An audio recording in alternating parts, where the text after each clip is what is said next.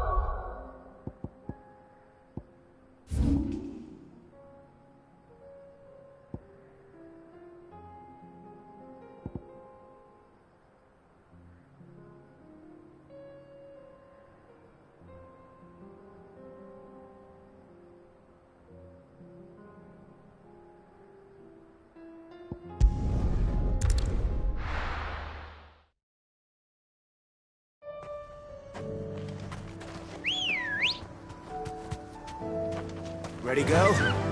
Run like the wind.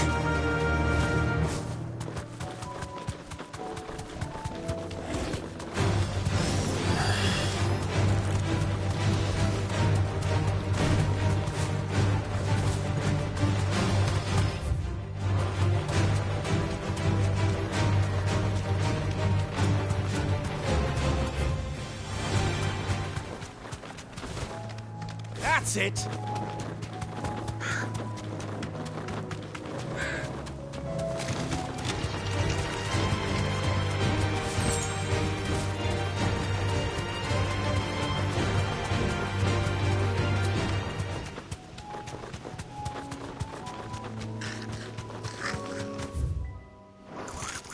That'll do, go.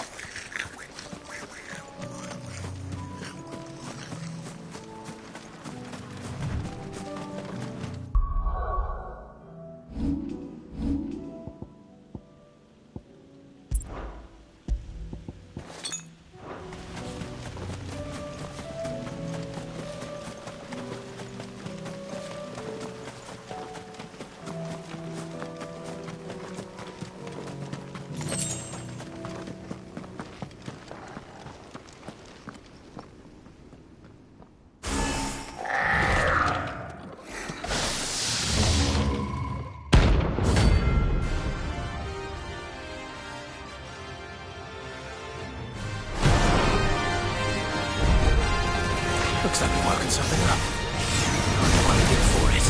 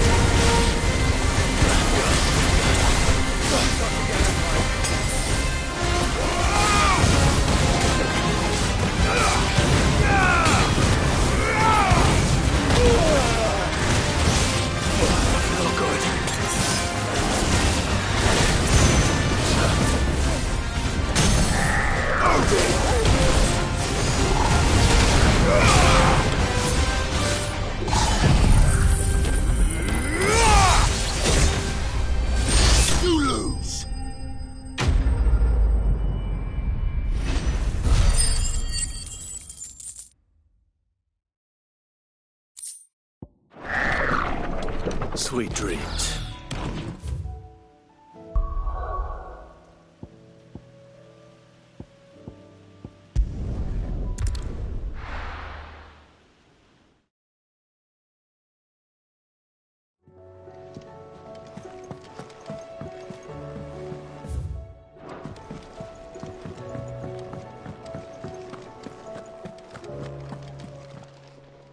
Clive. If you're gonna buy something, be quick about it. You're rubbing me blind, you know. It'd better all be here. Come again. Oh, don't. I'm not much bothered either way. So, what'd it be?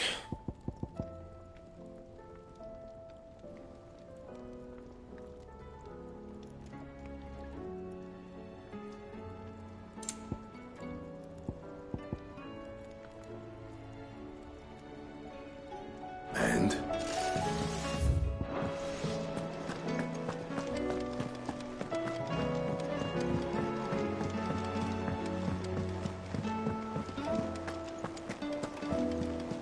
Covered in nicks and lumps, the lot.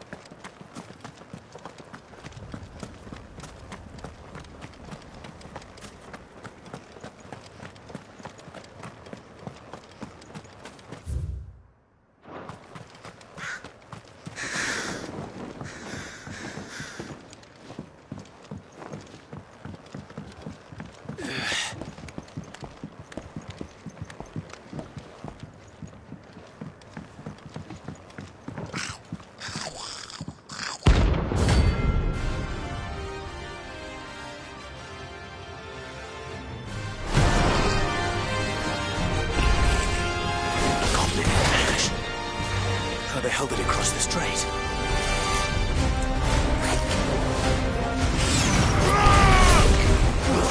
Too slow.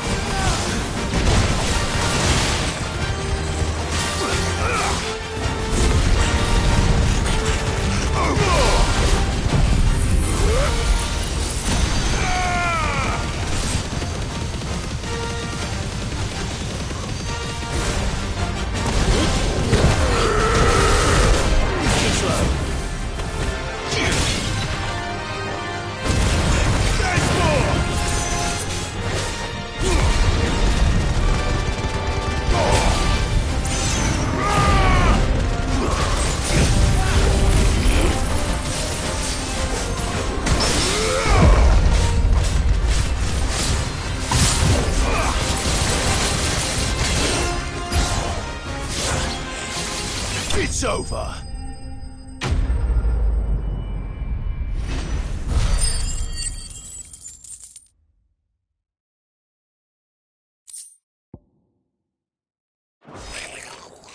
Your journey ends here.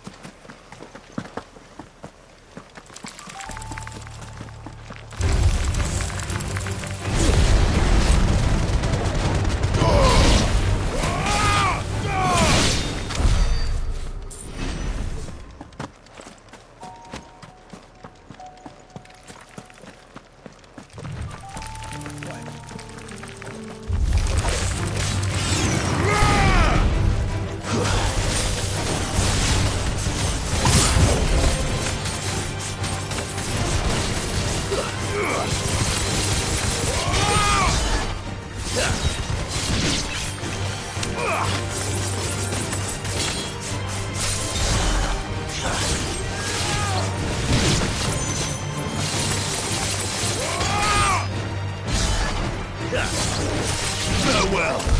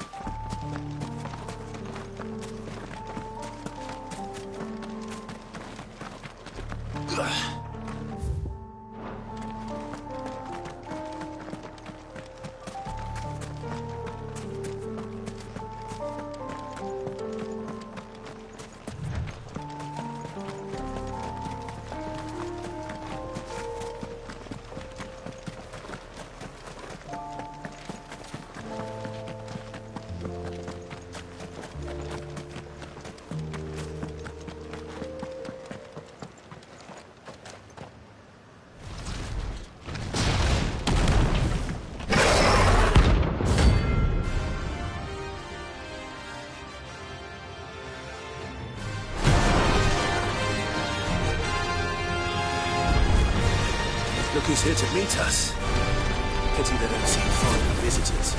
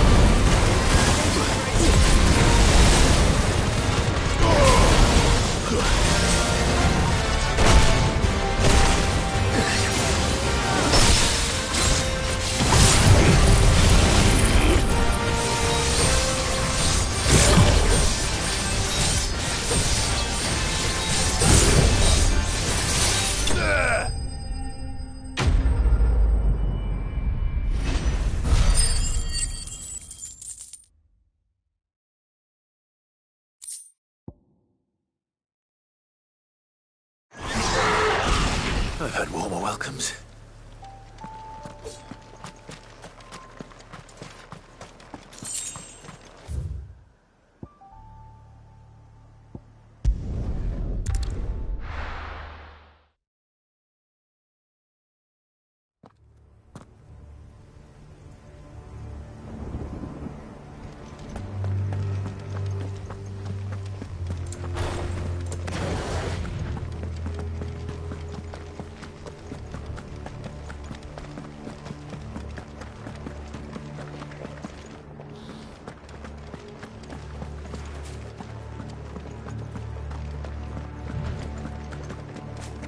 Better already.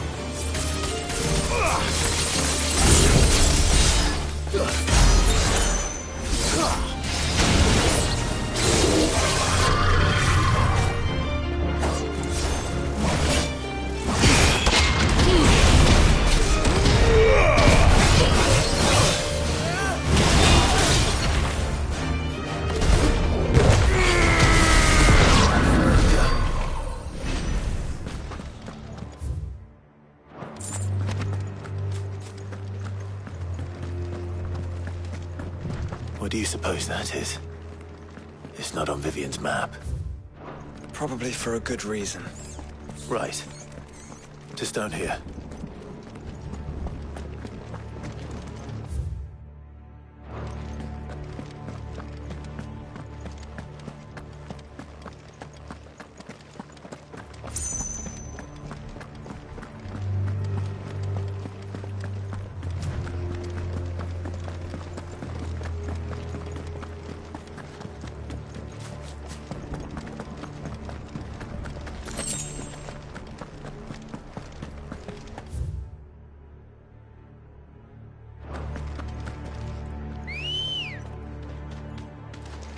Good girl.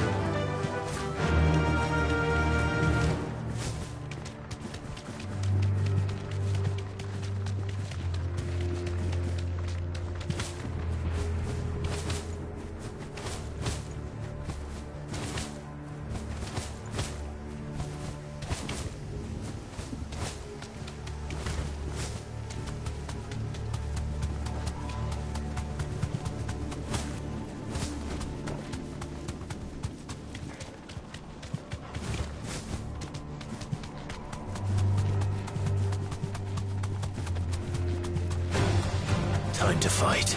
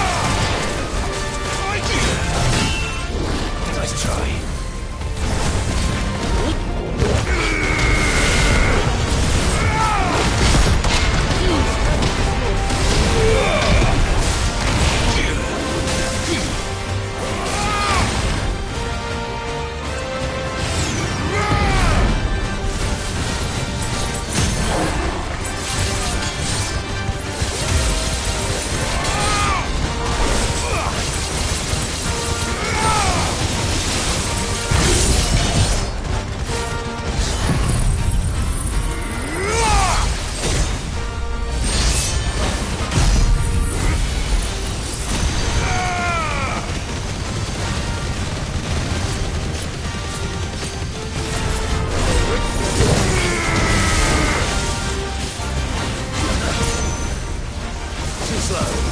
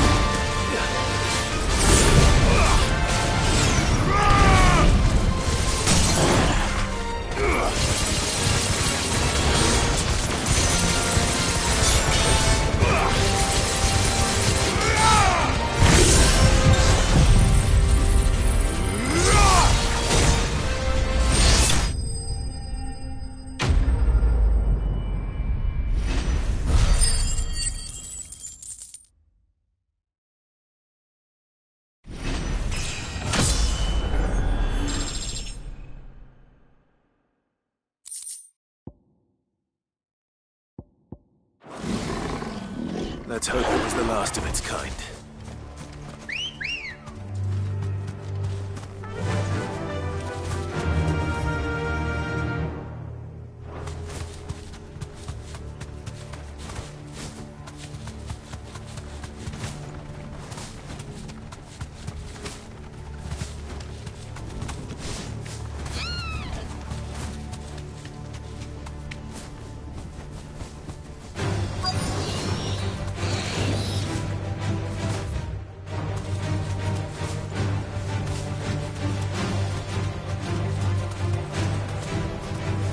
Deserve a rest.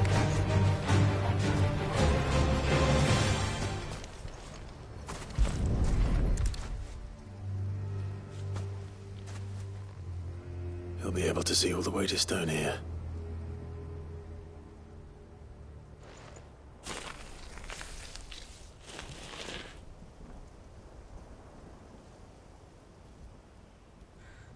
As fine a resting place as any man could hope for. Reunited with those he loves at last.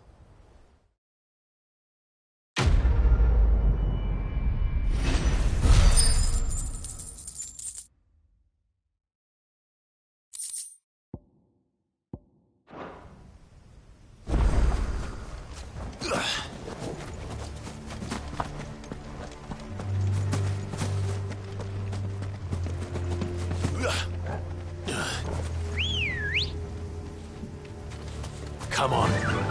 Run like the wind.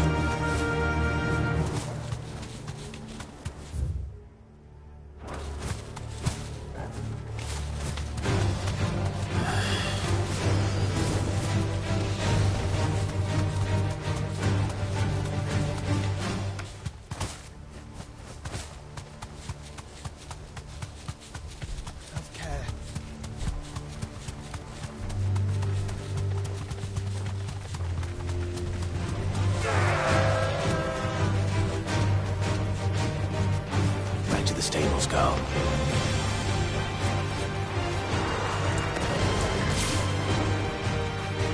Soil and stone!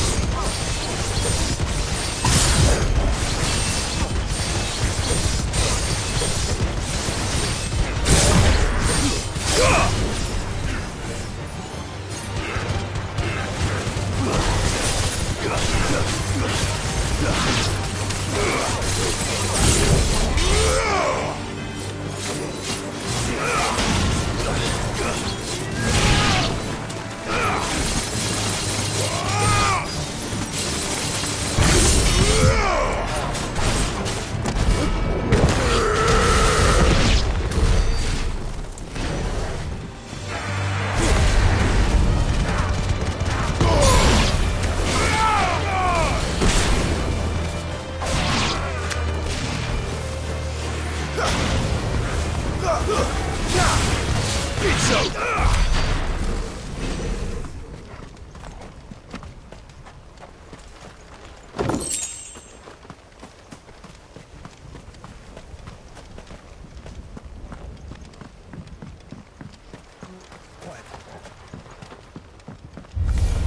Someone's brave.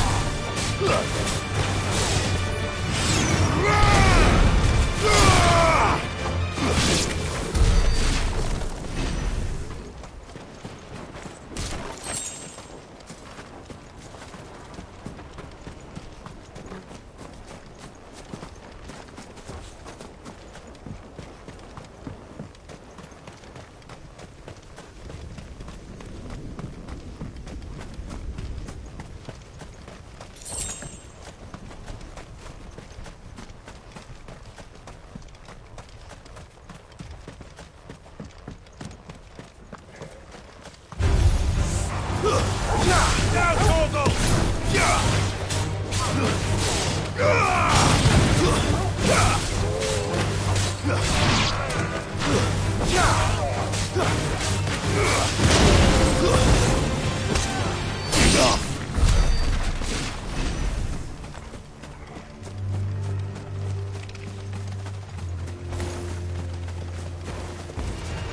No mistakes. Nice try.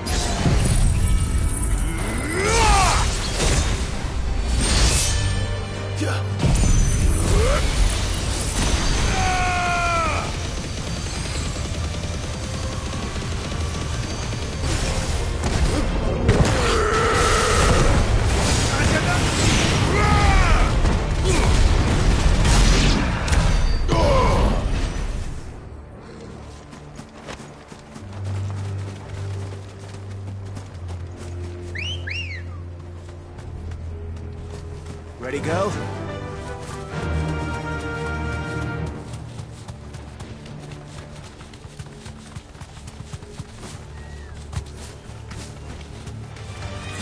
right. Does it bother you that we haven't heard a single human sound? Everything about this place bothers me.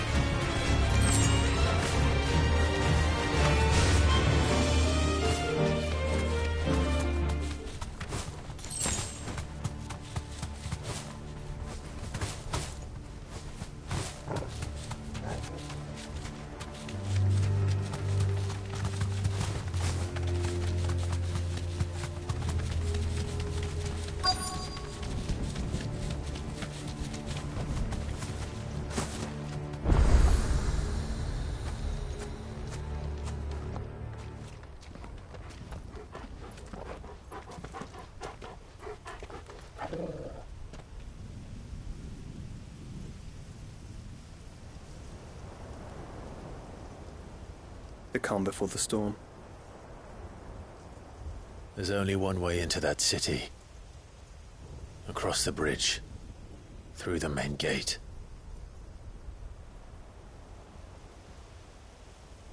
Right into the midst of whatever is left of the late King's army.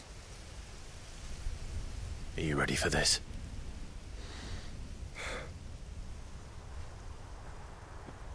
As ready as I'll ever be.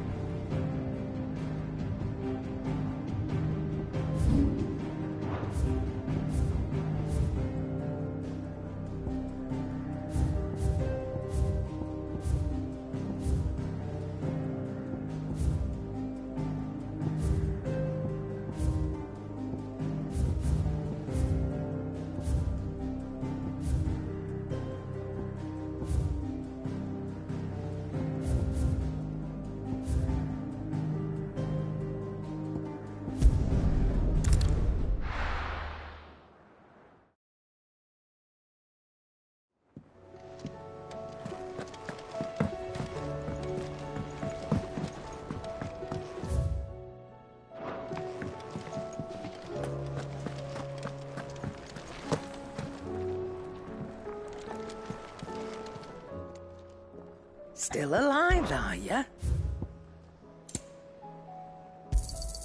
You'll not find a better price than that.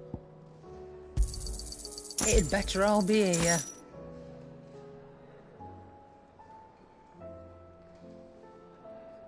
Finished, are you?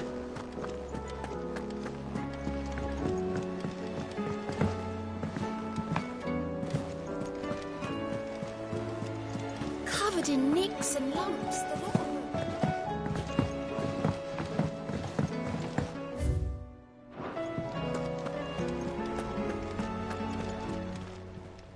How may I help you today, Clyde?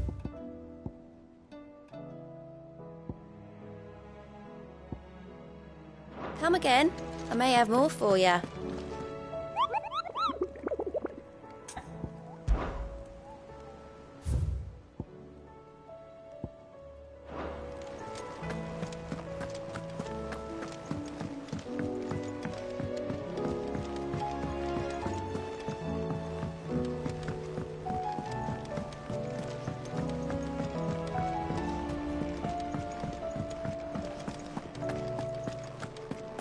The stew's awfully thin these days.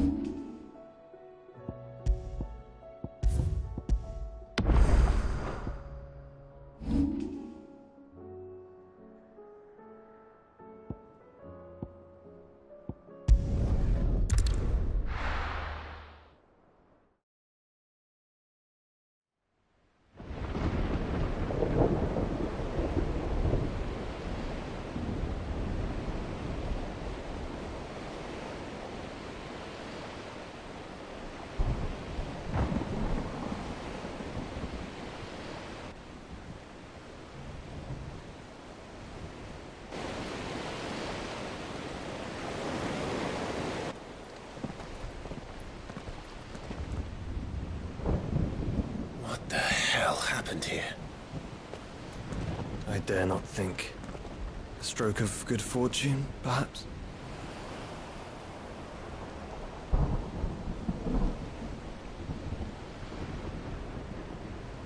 I hope you're right. So do I.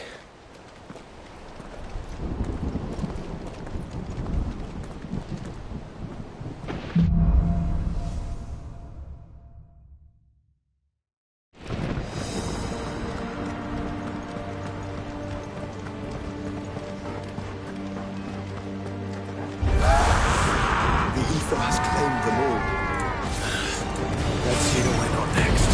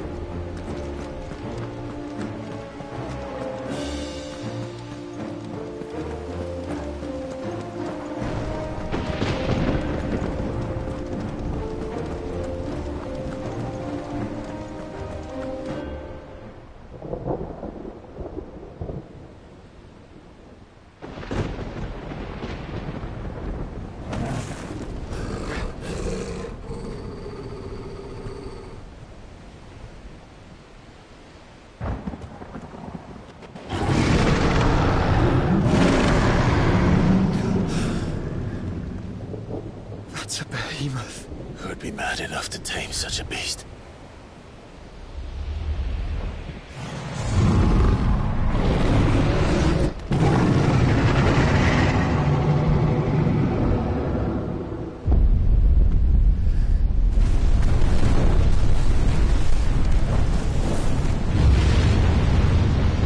Stand back.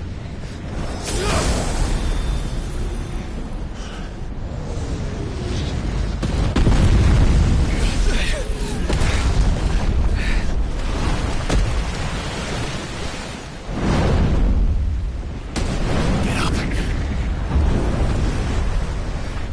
Here it comes.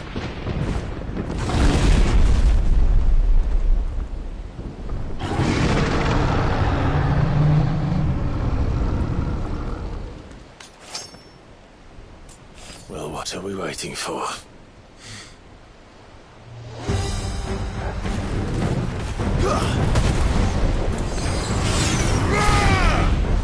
Nice try.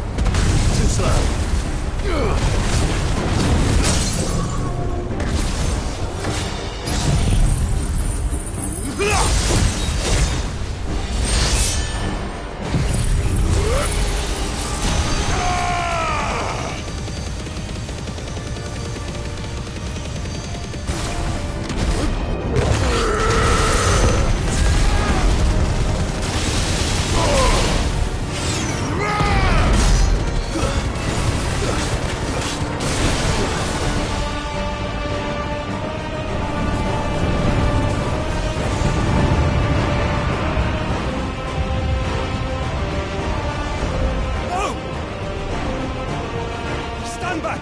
I'll conjure a ward!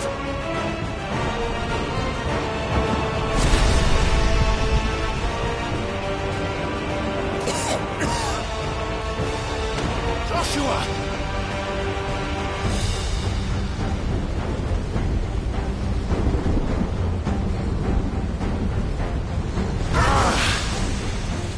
Desperate times. Clive, no! Trust me. I'm your shield, remember?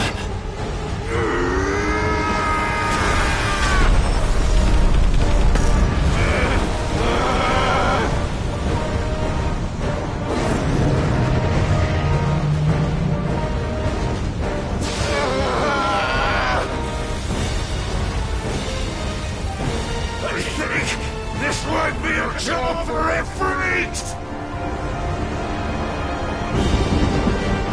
Why would you turn to him, brother?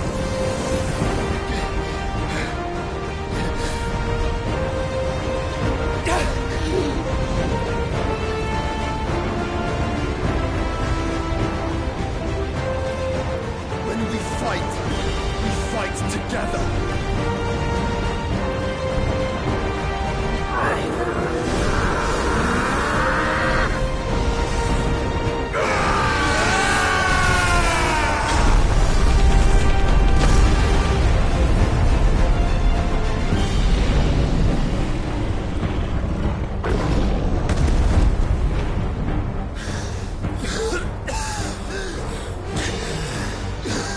That wasn't too bad. That was just the beginning.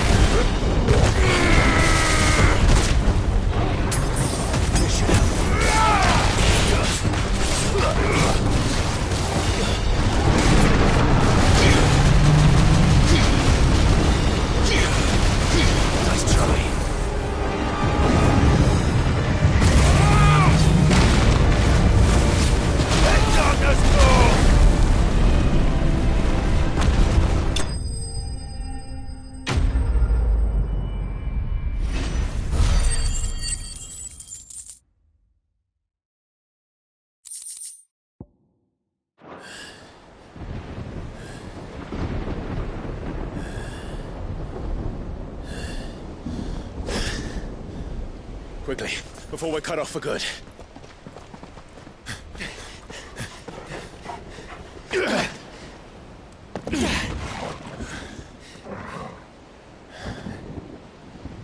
If it is like the others, the entrance to the inner sanctum will be at the foot of the crystal. We're almost there.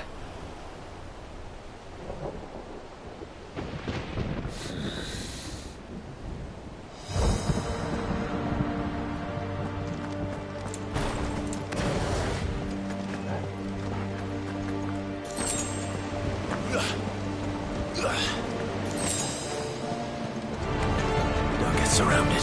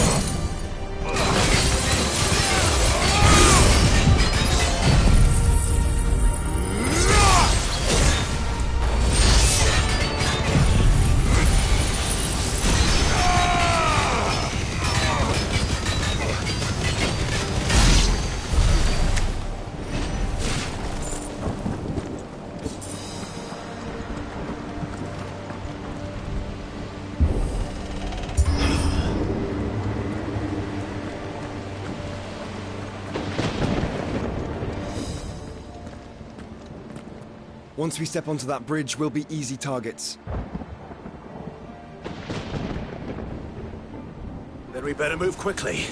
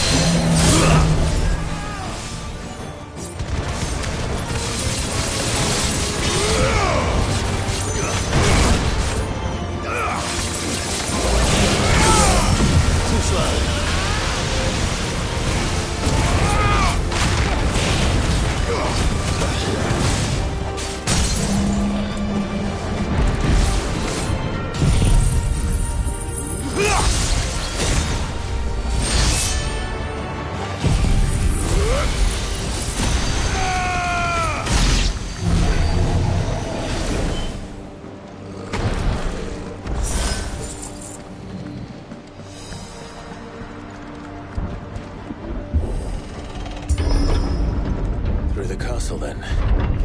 I don't see any other way.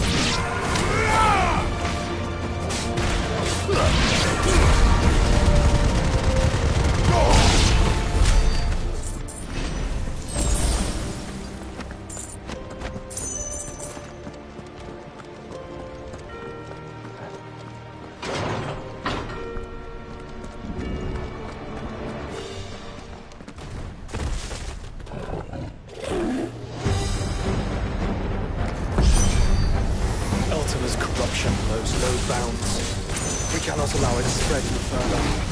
Then we won't.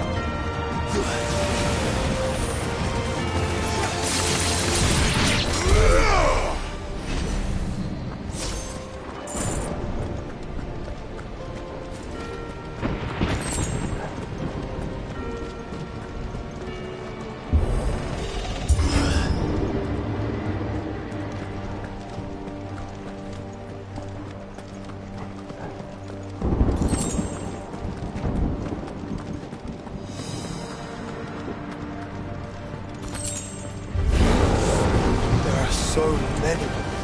Focus, Joshua. We're not done yet.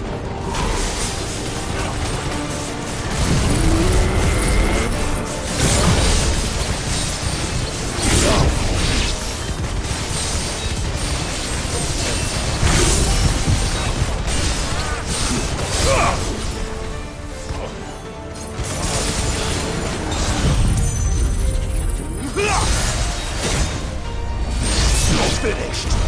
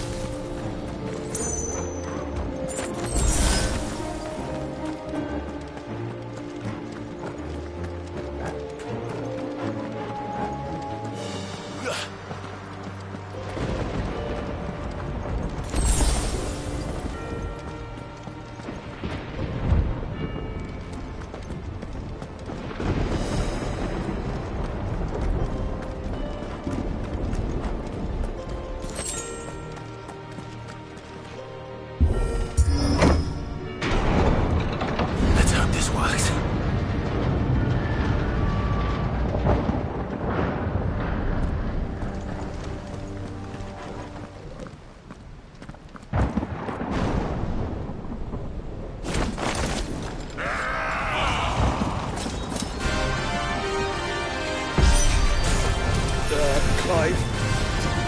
Of course there's more. There's always fucking more.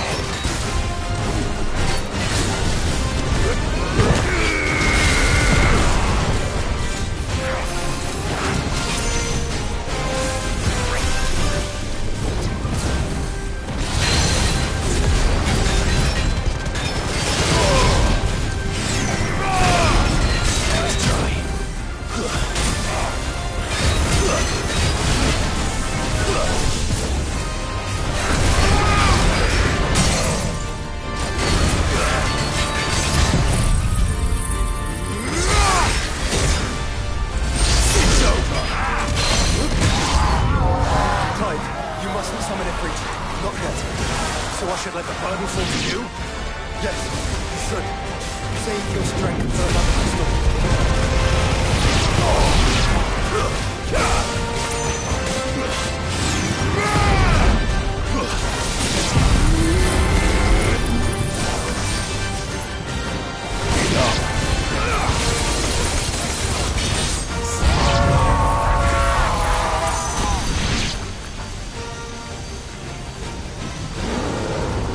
What must is a beat to grow so big? You don't want to know.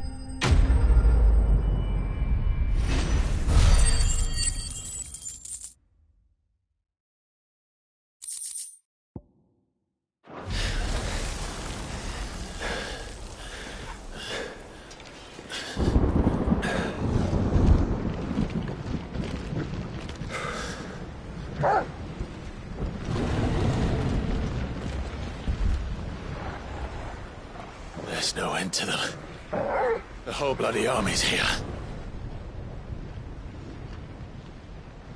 Stand back, Joshua. I'm summoning Ifrit. Stop, Clive! You mustn't. We still have a long way to go. If you tap your strength here, you'll have none left to destroy the heart. Then you'd rather die?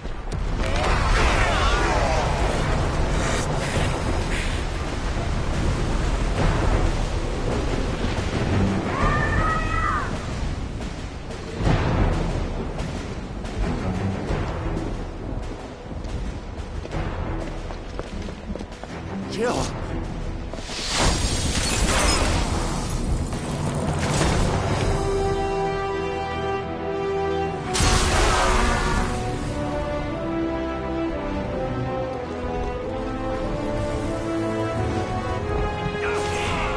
She's not alone.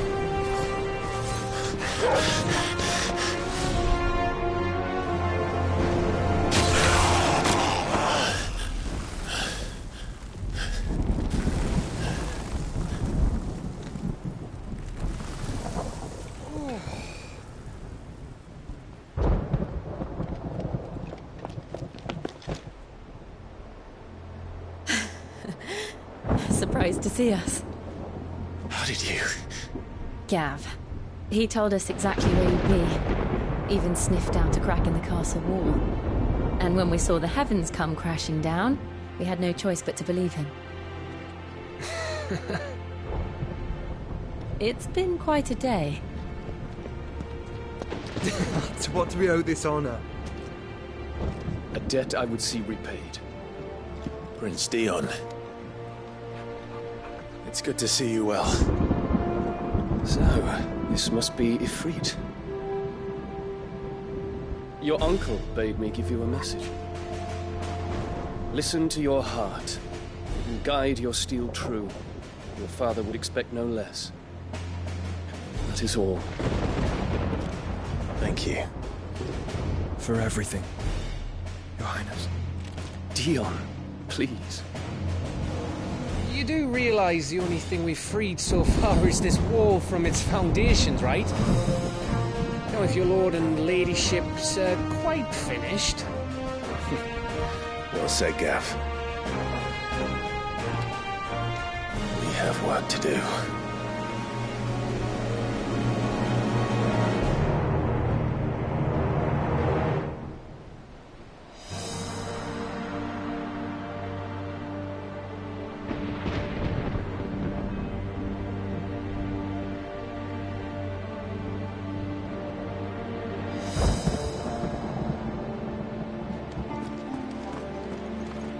But don't suppose there's out I can say to make you change your mind. So I'll just tell you to stay safe. Nan won't take kindly to losing her best customer, especially after letting us carry all this stuff all the way to Ash. And we wouldn't want to anger old Nan. You mean, you'll buy some off us? Welcome to Goots's Toll. Thank you.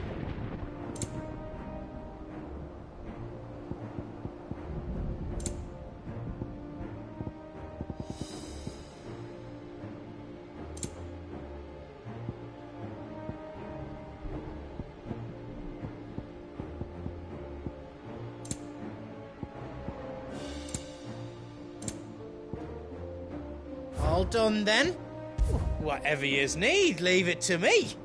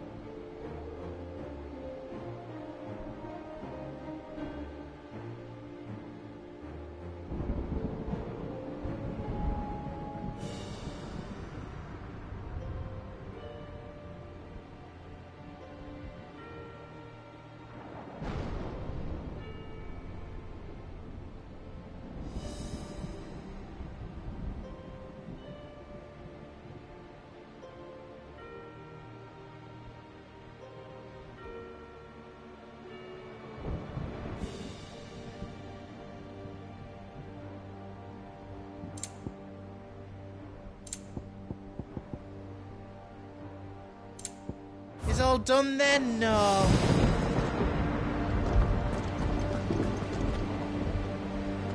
I couldn't have made it this far without you, Torgal.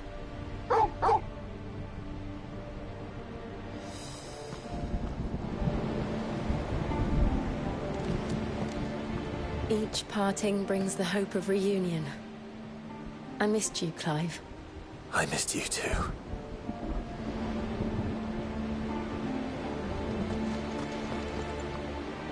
If Sid were here today, I reckon he'd be proud of you, Clive. He'd be proud of us all.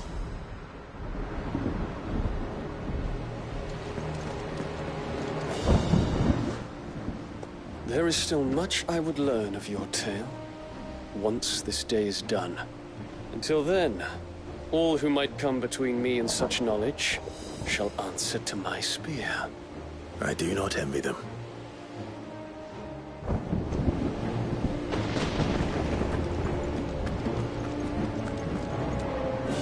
You see, Clive, we're not alone. If we are to win the day, we must all play our part. And ours. Ours lies beyond those doors. We've fought long and hard for this moment. Sid's dream, our dream, is within our grasp. We need only endure this final trial, and we shall. Together.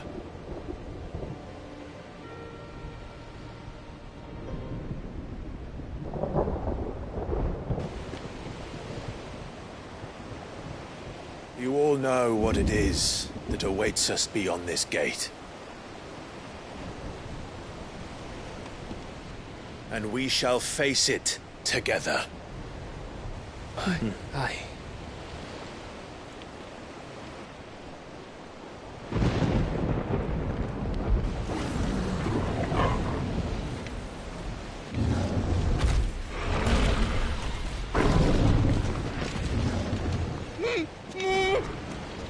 It seems our host would rather we remain.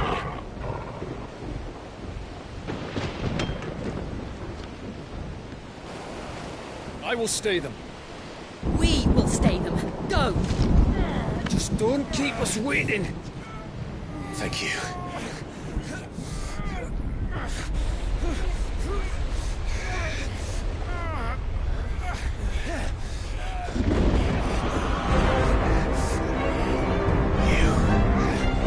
Welcome, sons of fire.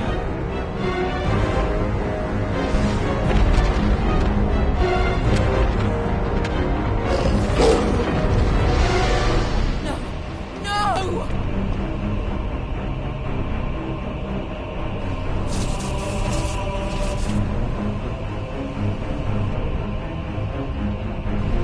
Come back. What?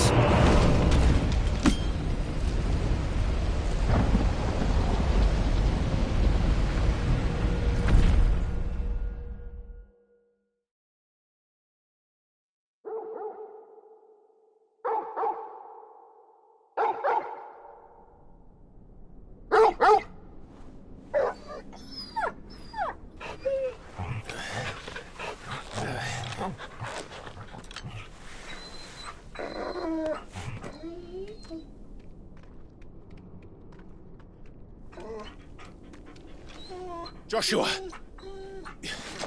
Joshua! Wake up! Clive, is that you?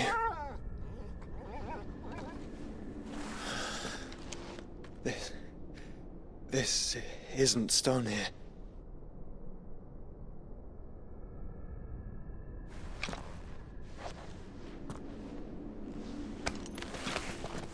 Welcome to our darkness. A rift between worlds wherein your kind might reflect. Show yourself! Grave and many are the sins of man. And we would have you know them, all of them. As fate has seen fit to deliver you home, consider this our welcoming gift.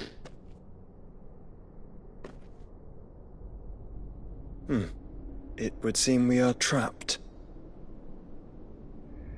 And the only way out is through Ultima. We find him, and we leave.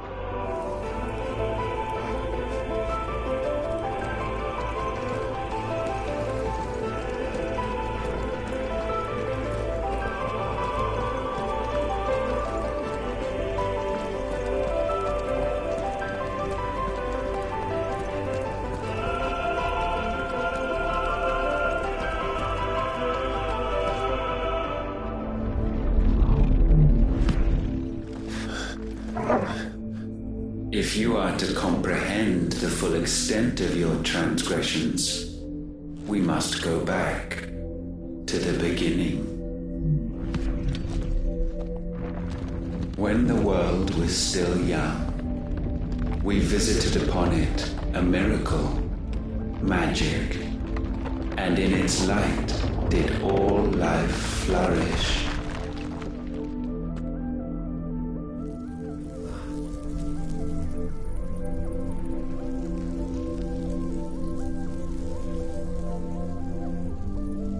Yet the price for this boon would prove heavy.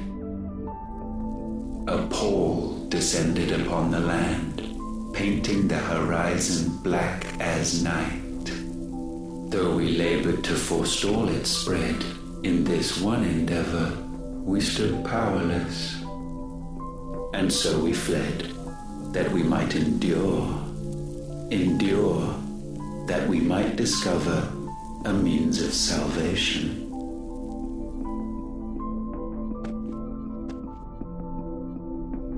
But if it was magic that caused the blight, what of the mother crystals?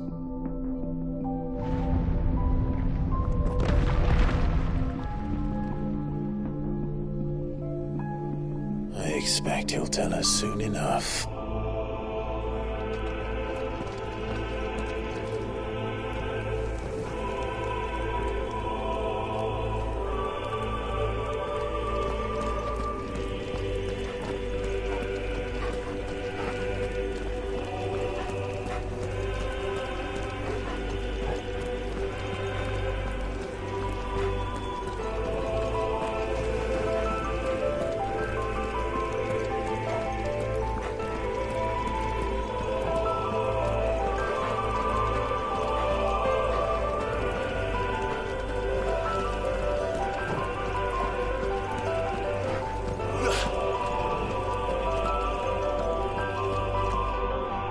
Salvation, alas, was not readily to be had. First, we would require a land unvisited by the stain of corruption. An unprecedented journey lay before us, one beyond the limits of our fleshly bodies. And so we cast them off. Thus, stripped to our very spirit, did we find our new paradise. A land as pure as driven snow, Valisthea. There would the true work begin, for the black crept yet behind us. And soon did we arrive at a solution. The illness having spread to every organ, there was but one escape from this fate: to start afresh. With a new world. The one for which Barnabas labored. A paradise free from the blight where his God awaits. And where, if we only forfeit our wills and abandon everything we hold dear, humanity can join him. So, Ultima would have us follow in the footsteps of the king. And follow we shall. For now.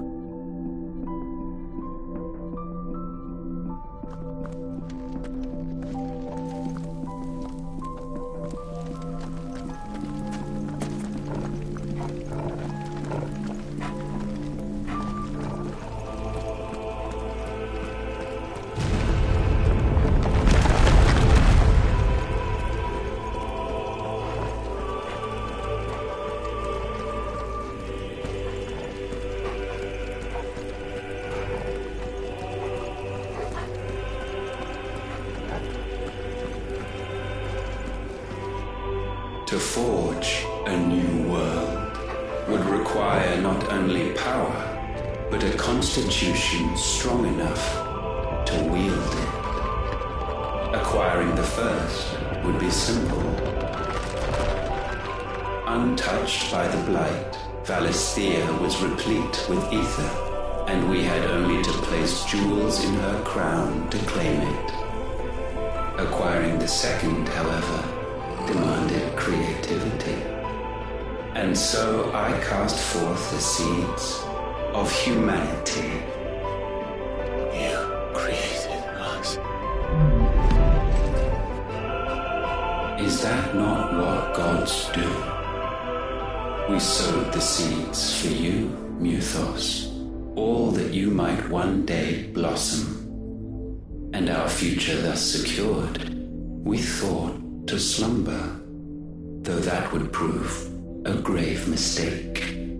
For it was as we slept that man committed his greatest sin. He awoke.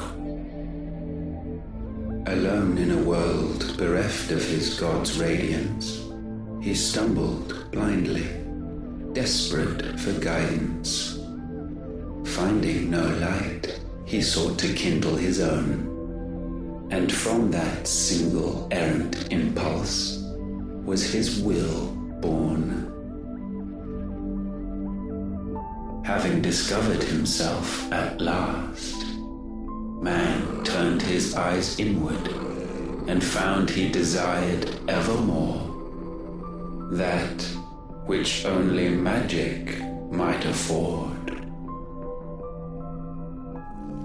So wars were waged and brothers slain for custody over that dwindling resource, and the land, she wept tears of black.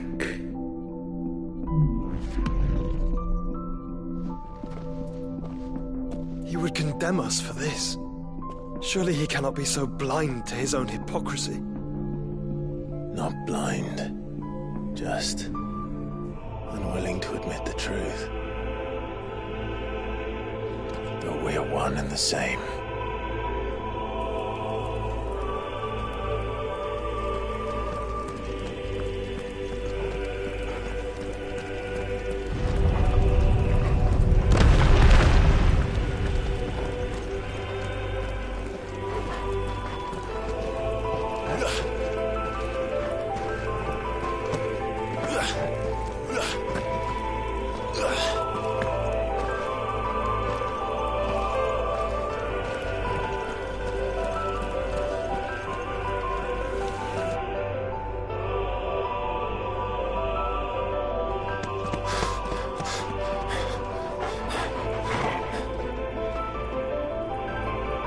Is that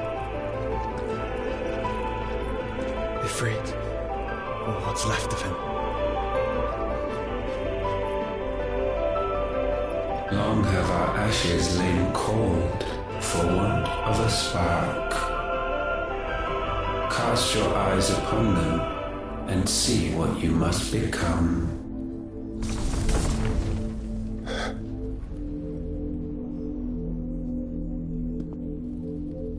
Valisthea cannot endure a second claim upon her being. The avarice of man drives her ever closer to destruction. But she may yet be saved by you. It is what you were born to do, why we nursed you and fed you as your own mother should have. And now that you are fully grown, our Muthos, it is time at last for you to serve your purpose. to right your wrongs? If our sin is wanting to survive, then you are as marked by it as we are. The fault is yours. Our wills were born because you abandoned us. And now, you would have us forfeit them. All for a place in your new paradise. Do you imagine yourselves worthy of one? Mankind has no place in our world. Is this truly so difficult to comprehend? We only ever require you, Muthos, when the time comes to bid this wretched realm farewell. None shall follow, none shall remain. What do you mean, none? This is our world. Once the land's rebirth is complete, humanity will have served its purpose. Why would we continue to suffer that which has caused us so much vexation? Because the land doesn't belong to you. It belongs to us all!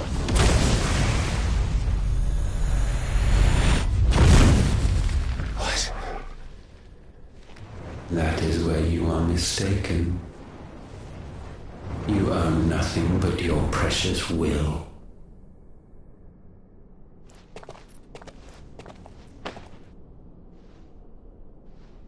Brother.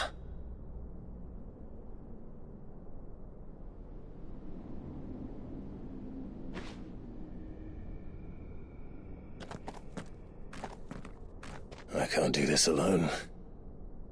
And you don't have to. I grow weary of your dissent.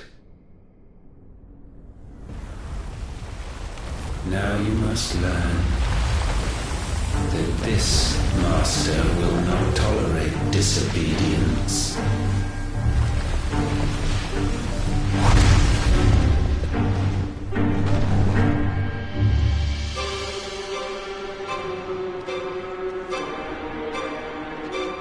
My friends, my family.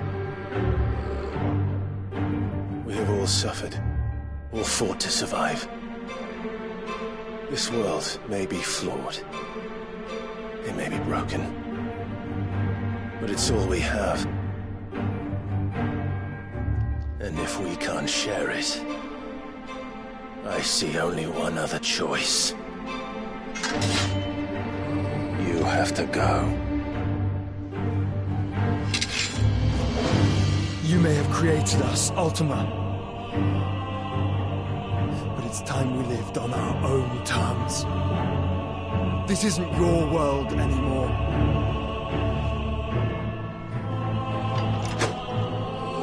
It's ours. Bow down, offenders, hearts bestained. Too slow.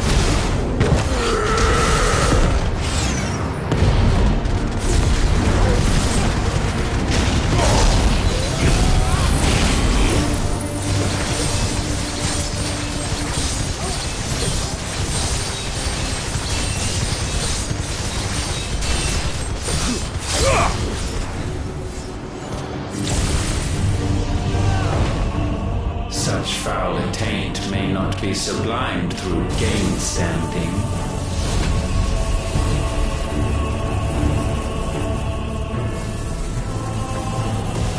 Only with heads hung low is penance paid.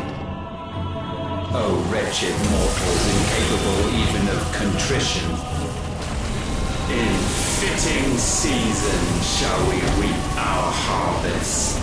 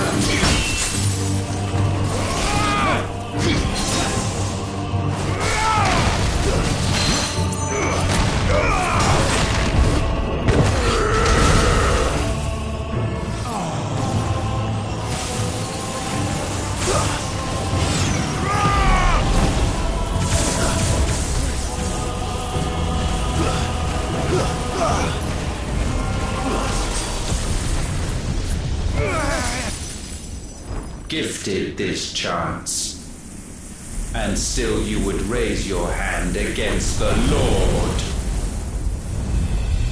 What now? The darkness bends.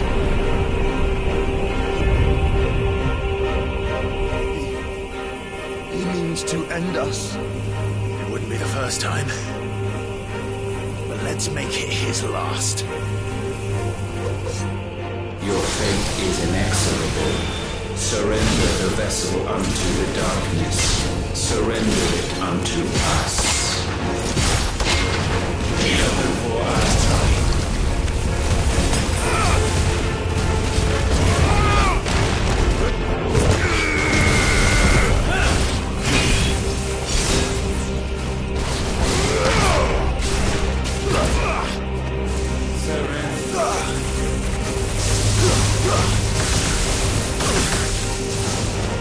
Get all ready.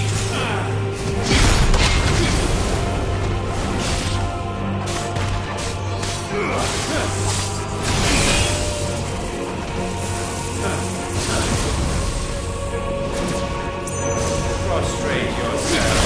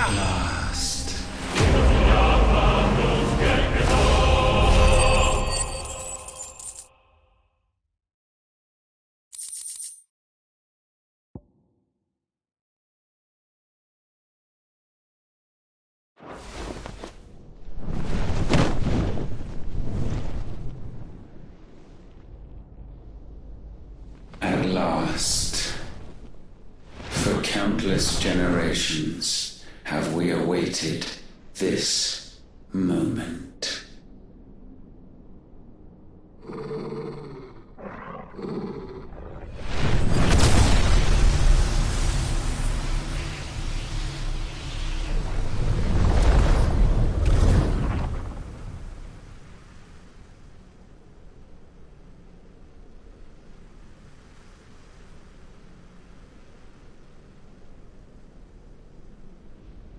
Your struggles have made you strong, yet your soul remains heavy with sin.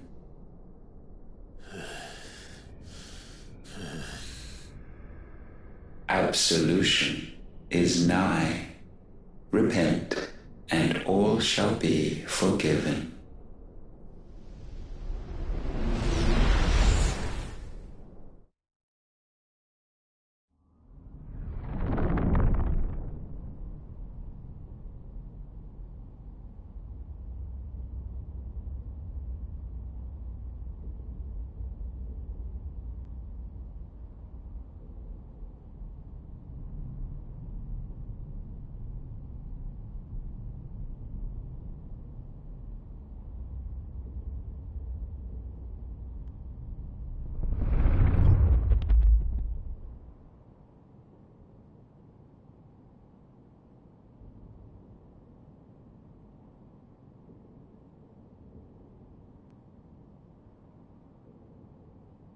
Tell me, Clive, how many lives have you saved since taking my name?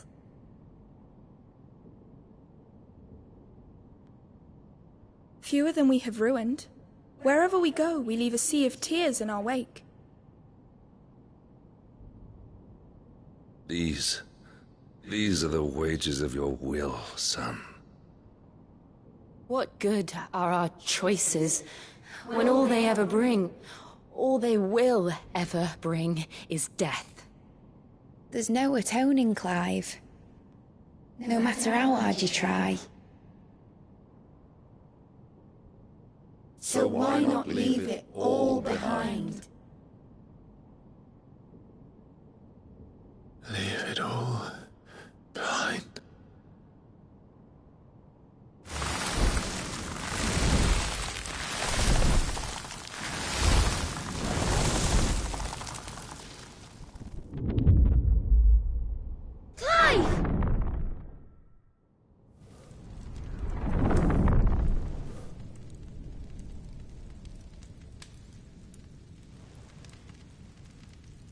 Please, won't somebody save me? Won't anybody love me? I yearn, yet still she is not mine. Have I not given enough? From will is born desire, and it is this which consumes you, rendering you incomplete. Do you not see how the world bends and warps under the weight of your hungering hearts?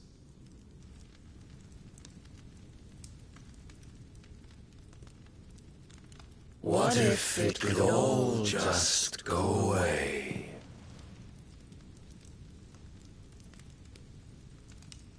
Just go away.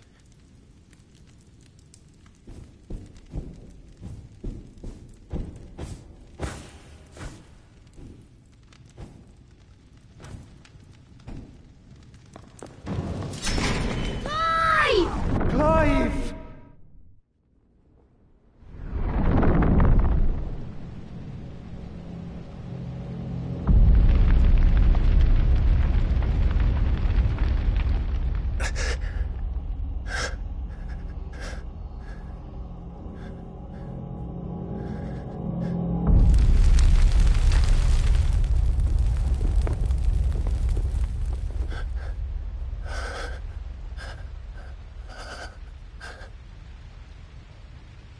None of this is real.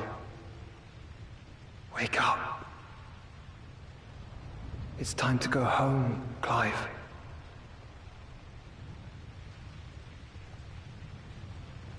Clive. That's right. You're my brother. brother.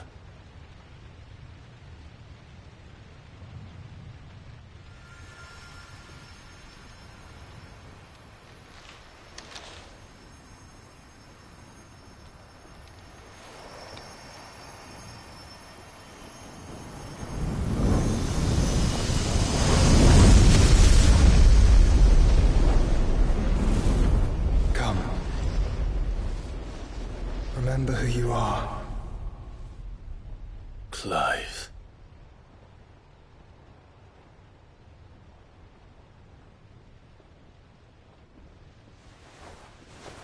Once more, lest you forget.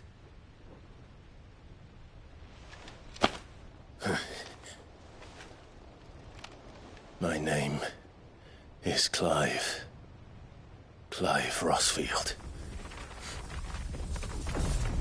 Look, Ultima.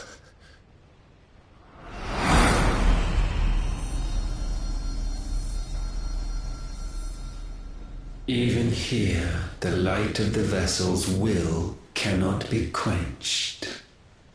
And the Phoenix, his trespass should not have been possible.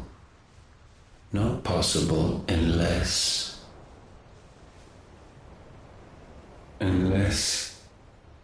he has been with Muthos all along. The mark of the Phoenix, emblazoned upon his heart, made manifest by the power of will alone. The power of creation. Can it be? Are their wills truly so potent? Are you still talking?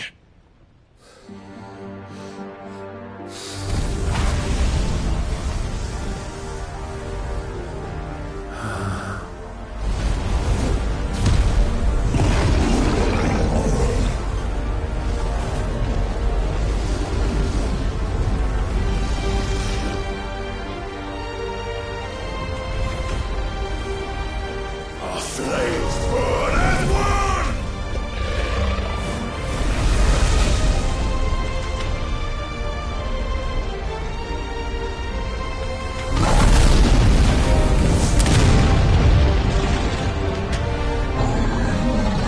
This is no mere evolution, it is deviation. And herefrom does Logos rise.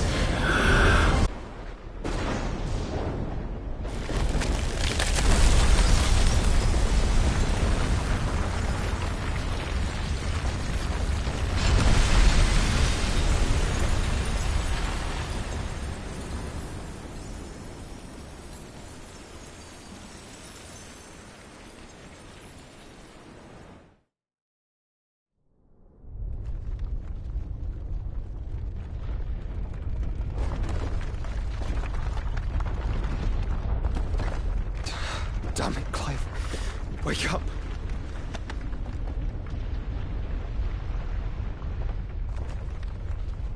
That hurt.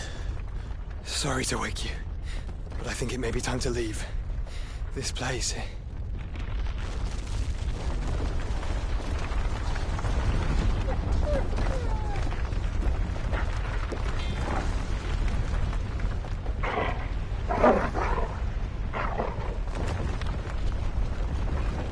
And once again does my creation stray from the path laid before it. Steeped in conceit, you fancy yourself a god. You embrace Logos. But we will put an end to this hubris. What are you talking about? In the halls of origin does our true power quicken. And there shall you be made complete. Soon, Muthos, soon you will discover how little you know of suffering.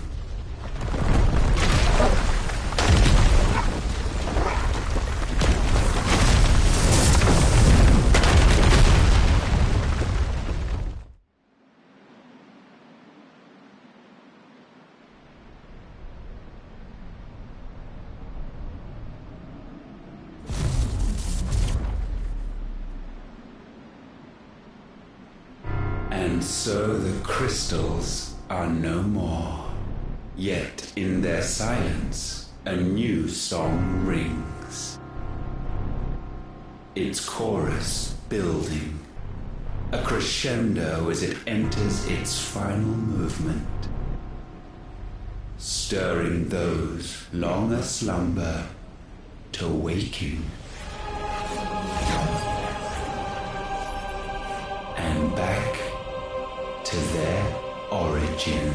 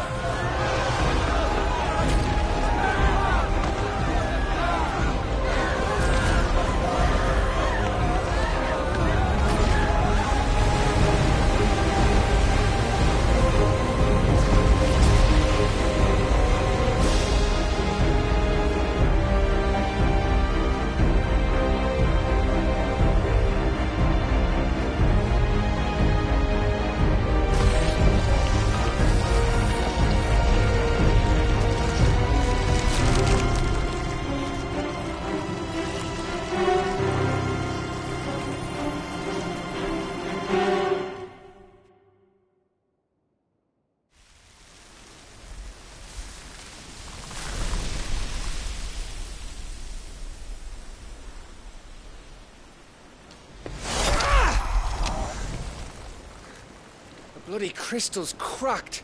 So where the hell are they?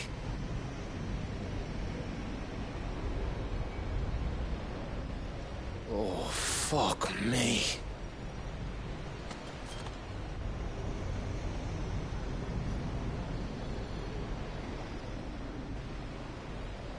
Is that ether?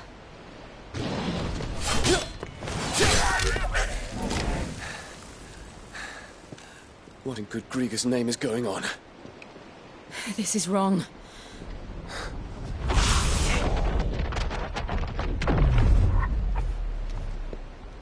Are we back? Clive! Joshua! Jill!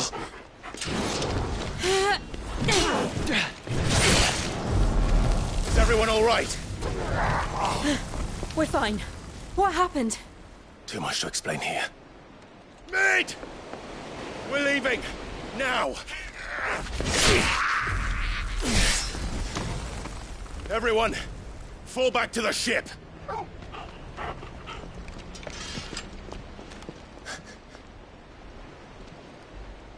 I will be with you anon.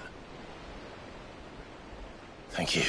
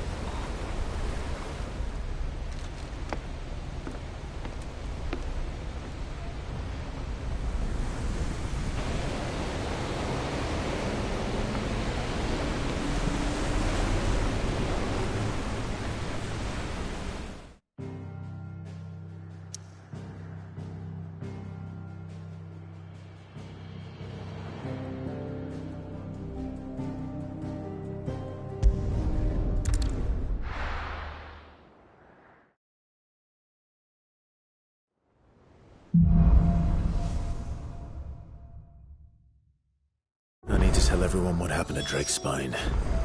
And I'm going to need Otto's help.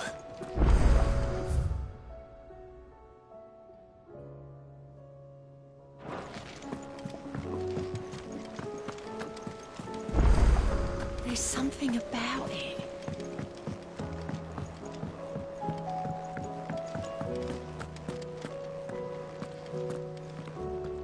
Still alive, I see. Something tells me that I saw on the horizon is your doing. How'd you manage that? It's a long story. One that I'd rather only tell once. Right.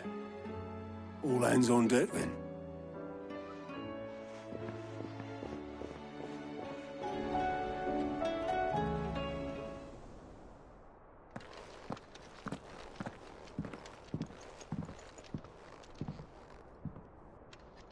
Is this everyone?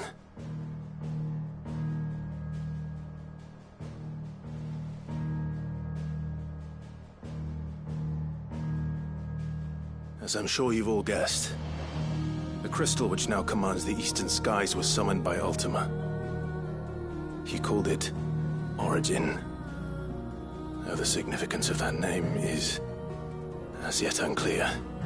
What does it matter what it's called?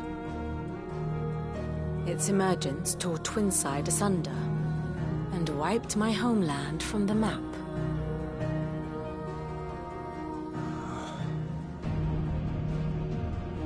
Mention of the Dominion spires can be found in the oldest of Valisthian records. But to the best of my knowledge, none provide any hint as to their true nature. That they would prove the horns of some slumbering demon. Well... The Dominion's demise was at least quick. Elsewhere, the Republican army cannot hope to contain the chaos engulfing Randalar. Canberra is in flames, and the Empire... Our allies are crying out for answers. I've sent the Cursebreakers to give them what assurances we can, but right now that amounts to fuck all. They wouldn't be able to stop what the skies have started in any case. People here and across the realm grow sicker with every passing day. Could it be that this new Mother Crystal is like the others? That it draws upon the land's ether? It certainly looked that way from stone here. If that were true, it would explain the hastening spread of the Blight since the crystal's appearance. Would it not? And as the land's ether slowly rises to the surface, it pools, corrupting all who cannot channel its energies. Archay above, ether floods below, and in the middle, here we languish, hopelessly entrapped.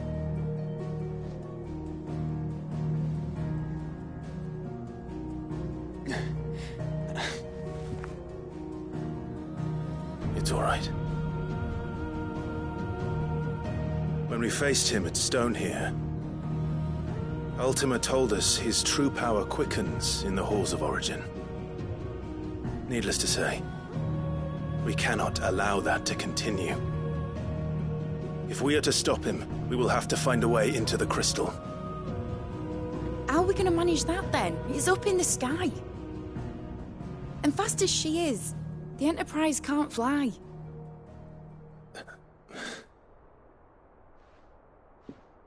It's a lot to take in, and I reckon we'd all benefit from some time to clear our heads. The answer will come to us. Don't you worry. Ain't that right, Clive? Right. That's right. Well, go on then. Bugger off.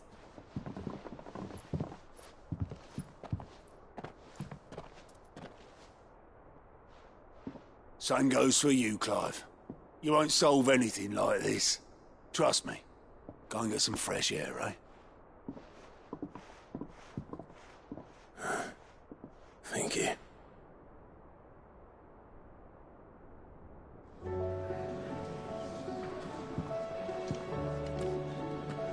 Joshua seemed upset.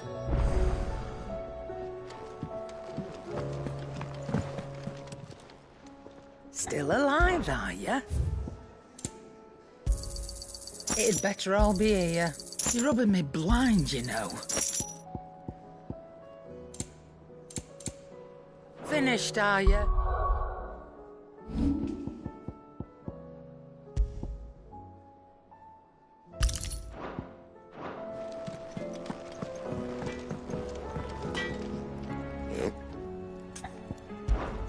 So, what'll it be?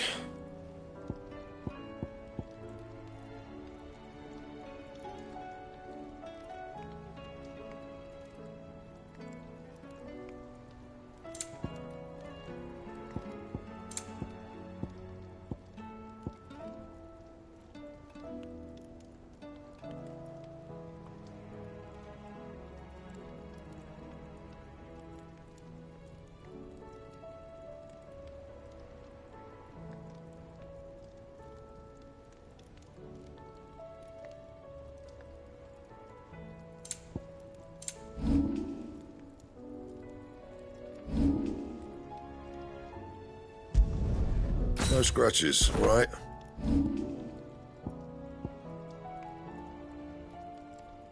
And?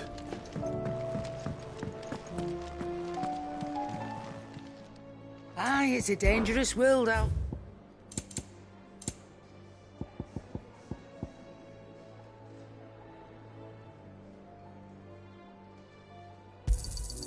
You're rubbing me blind, you know. So what do I owe the honour? What do you want? Yeah, that should do you.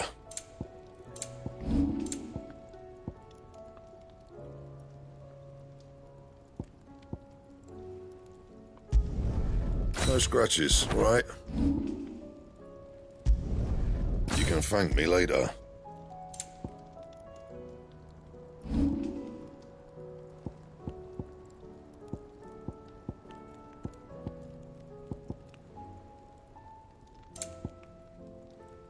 That it?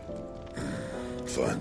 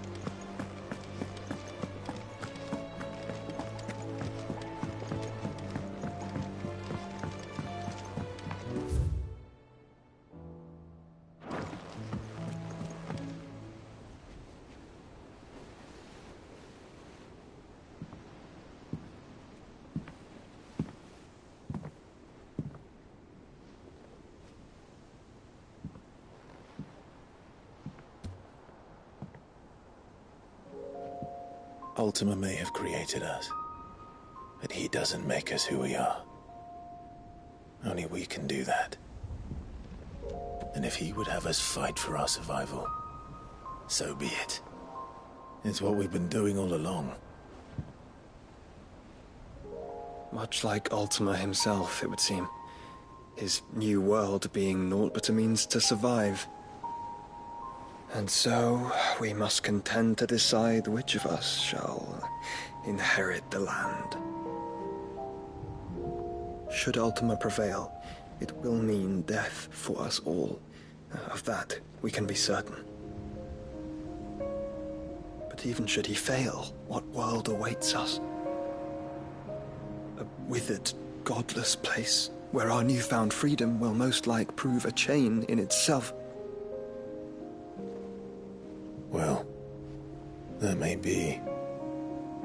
But a chain can always be broken. As long as one has the will to break it.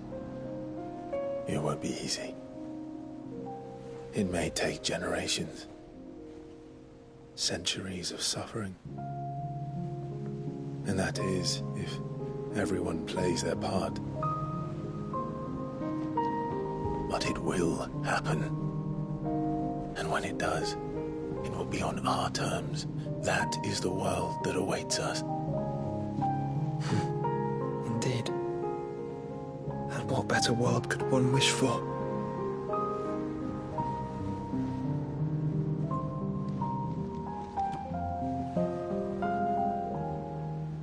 But first, we have to reach that crystal. Then it's a good thing I have wings. You can barely stand, let alone fly. And only the Founder knows what horrors await in those skies. You certain about this? Am I certain? I am the Phoenix. I will do what I must. This is our fight. Remember.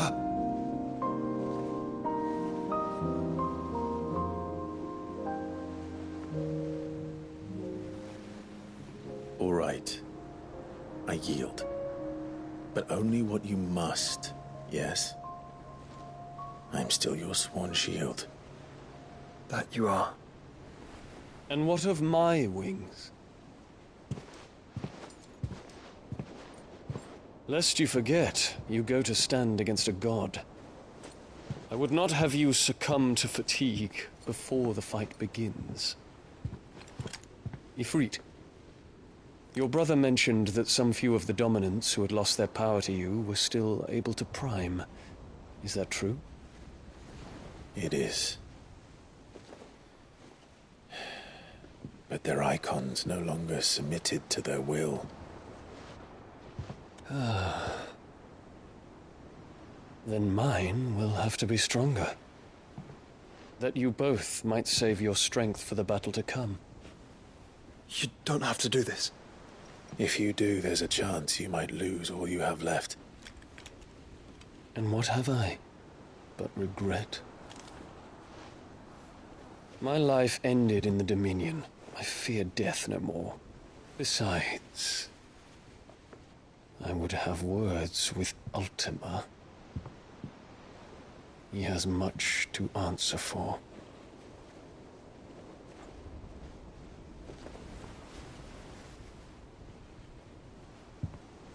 We are in your debt, Dion.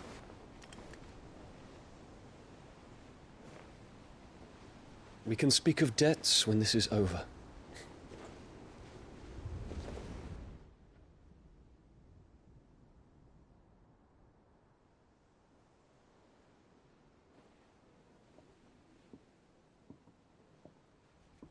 He speaks like a man who knows he's not coming back. And has come to terms with that. That doesn't mean that we have to, does it, Clive? Time to talk to Jill. I only hope she understands.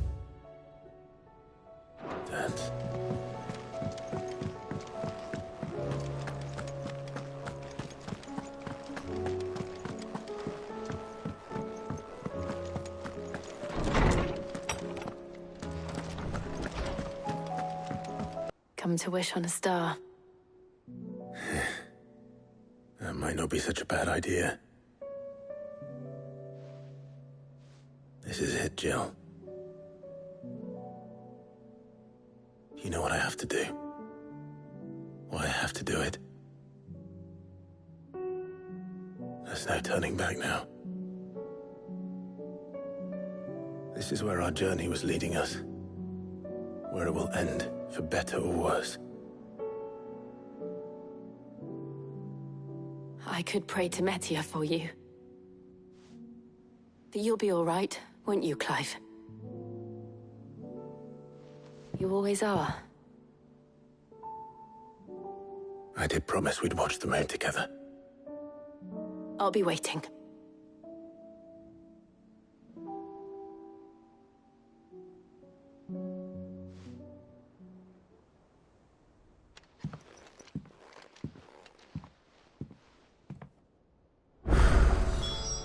It's almost time. Better make sure I haven't forgotten anything.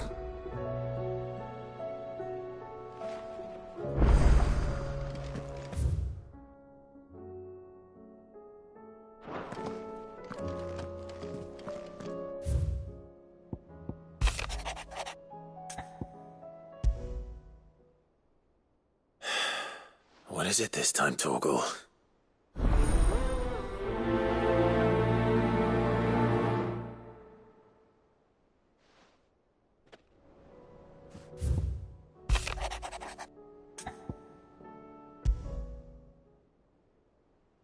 Something tells me this is no mere adventure story.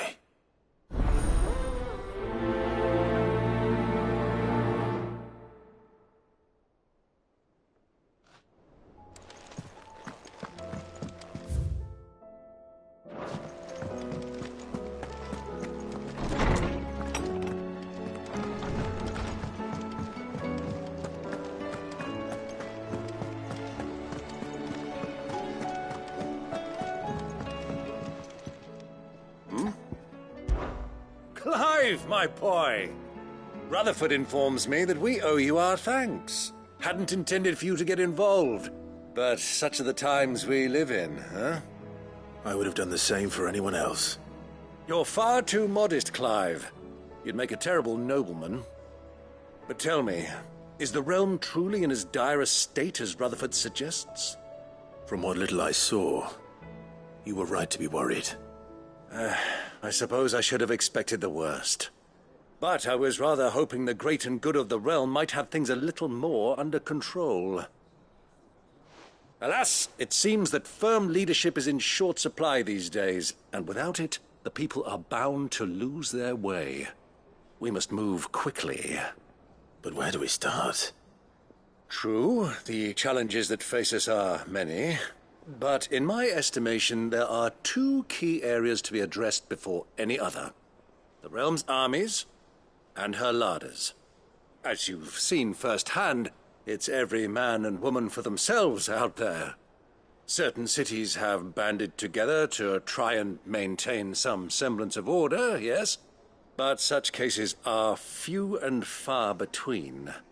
And yet, the only remedy for the chaos that faces us is unity. A unity that transcends even the borders laid down by our ancestors. In short, if Storm does not stand together, she will fall apart. But how would one even begin to unite the realm? The armies, my boy. As I told you already, we begin by restoring order among the ranks of those sworn to maintain it. Sadly, I doubt I could convince even the lowliest gaggle of privates to dig a latrine together. But I do know someone the High Commanders have been known to listen to on occasion. Field Marshal Eugen Havel. I thought he was retired. He was, until an Akashic army tore through Randalar and killed most of the rank and file. There is no man alive more capable. Literally. And as luck would have it, I've already spoken with him on the matter. Of course you have. And he's agreed to help. On one condition. That he first speaks with you personally. Havel has always been a man of frustratingly rigid principle, and he has certain qualms about clasping arms with, well, with an outlaw. I extolled your many virtues as best I could, of course, but the old goat was adamant that he be allowed to appraise you in person. You don't mind, do you, my boy? Of course not. As long as chaos reigns, we will never build a better world. I'll do whatever it takes. And if the Field Marshal wishes to speak with me in person, then so be it. That's the spirit. I'll leave for Randalar at once. Would you send a Stolas? Of course. Rutherford is already in the Dalmekian capital. I'll have him tell Havel to expect you forthwith. Excellent. Thank you, Uncle. No, thank you, Clive.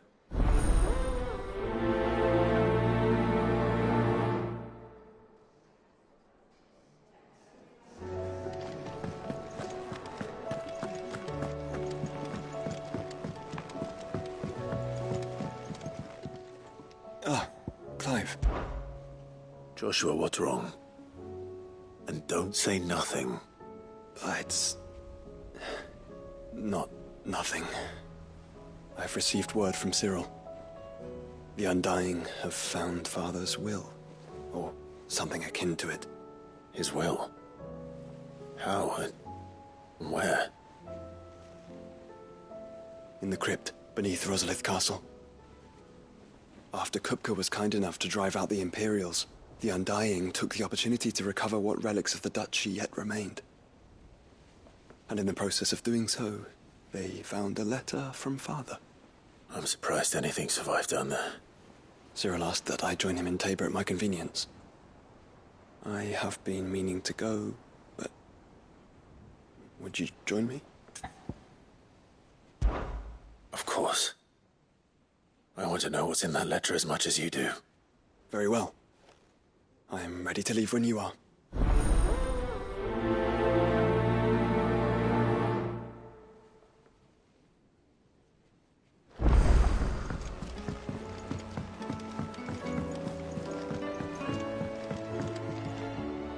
Sid, do you have a moment? By all means. It's my old master. Seems there's no escaping her. She found some way to send me a letter. And something else. Records from a Waluda prison. Seems they were keeping a lot of bearers there. How did she come by such a thing? Finding bearers always was her strong point. And it seems the cells of Balmung Dark are full of them. Foreign captives, the masterless. Bearers no one would miss. And even better for her, bearers with no one to look after them. When ether started lapping at the walls, the jailers fled. Leaving the bearers to be liberated by whoever happened to come along next. Sid, I'd like to believe that I've earned your trust by now. And while I'm well aware that you've forbidden Cursebreakers from traveling to Waloed, I can't let those bearers die in their cells. I'd rather risk shipwreck on the Shadow Coast than leave them to starve. We'll be needing the Enterprise if we're going to navigate the Narrow. Does that mean... I'm making an exception, but we travel together. And we stay no longer than we have to. Ash is an inhospitable place at the best of times. We save as many as we can, and we leave. Thank you, Sid. There was a name in the prison register. A name from my past. Chadwick. Another of my former master's protégés. A gifted soldier, and the closest thing I had to family. The thought of him held captive in that place. He must be very important to you. He was. Is. Then we find him. The entrance to the prison lies in the shadow of Ravenwit Walls, just beyond the portcullis. We should head there as quickly as we can. I only pray there are still bearers alive to save. As do I, Doris.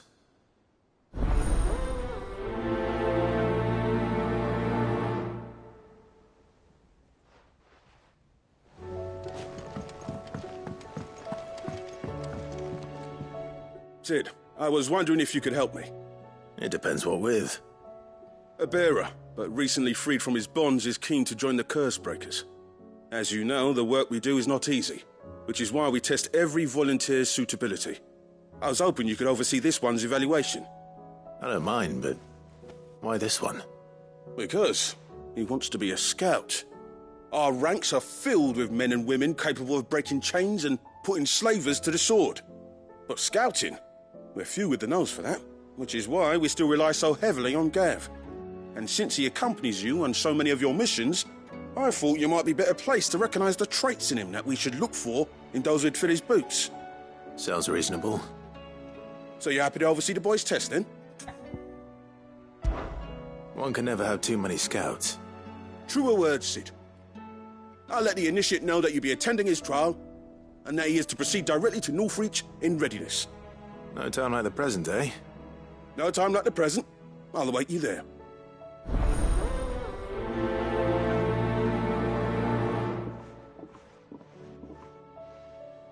Northreach. I don't suppose they could have chosen somewhere closer.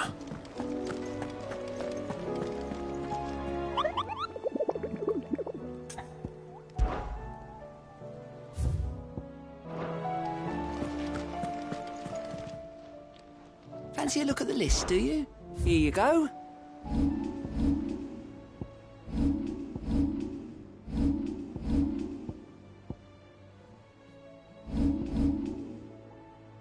Seen enough?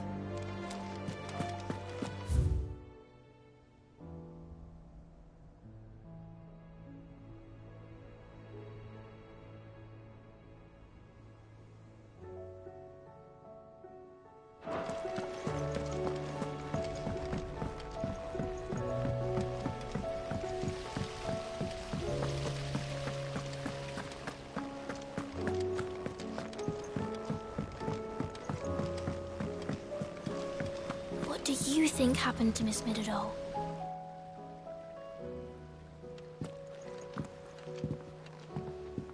Sid!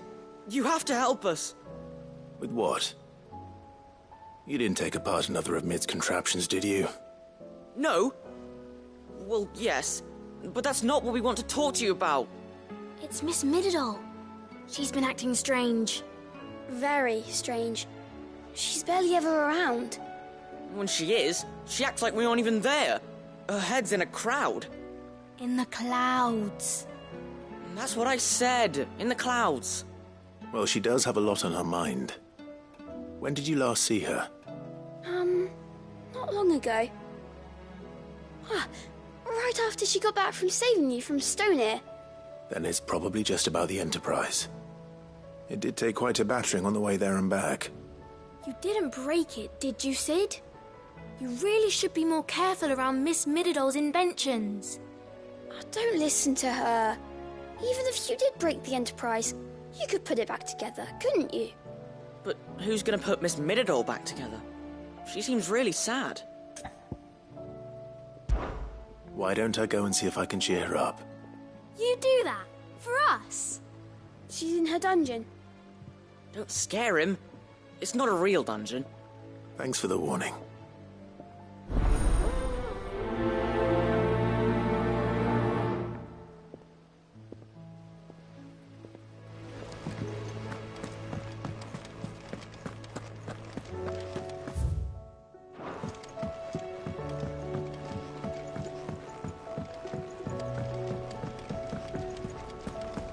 I will not let them be forgotten. Sid, may I have a moment? Of course. It is an honor to finally speak with you. My name is Herman. I've been with the Cursebreakers for some time now, and I wish to be deployed to Ash. Any assignment will do. No. The lands across the Narrow are too dangerous.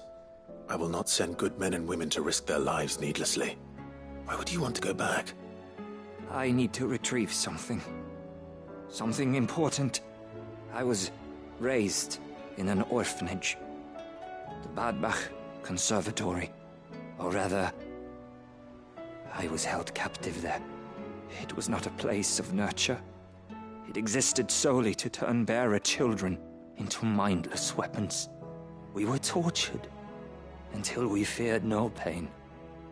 Tormented until our hearts turned to stone, and few ever survived long enough to become tools of the last king.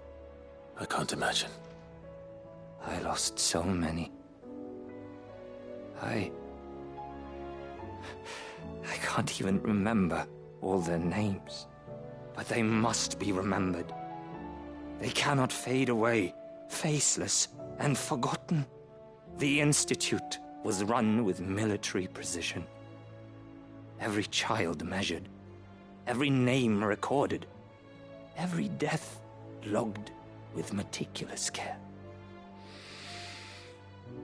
Sid, allow me to travel to Ash and recover the registry so that my brothers and sisters might live on. You were a good friend, Herman. But the fact remains that Ash is simply too dangerous. Sid, please. Even should it cost me my life. Too dangerous for you, Herman. But not for me. I'll go to Badbach and find the registry. You will? I won't let you risk your life. I don't know how to thank you. You can start by telling me where I'll find this orphanage. Vida Grace. Hidden in a forest, overlooking the plains. All right. I'll see what I can find there. May the mothers guide you.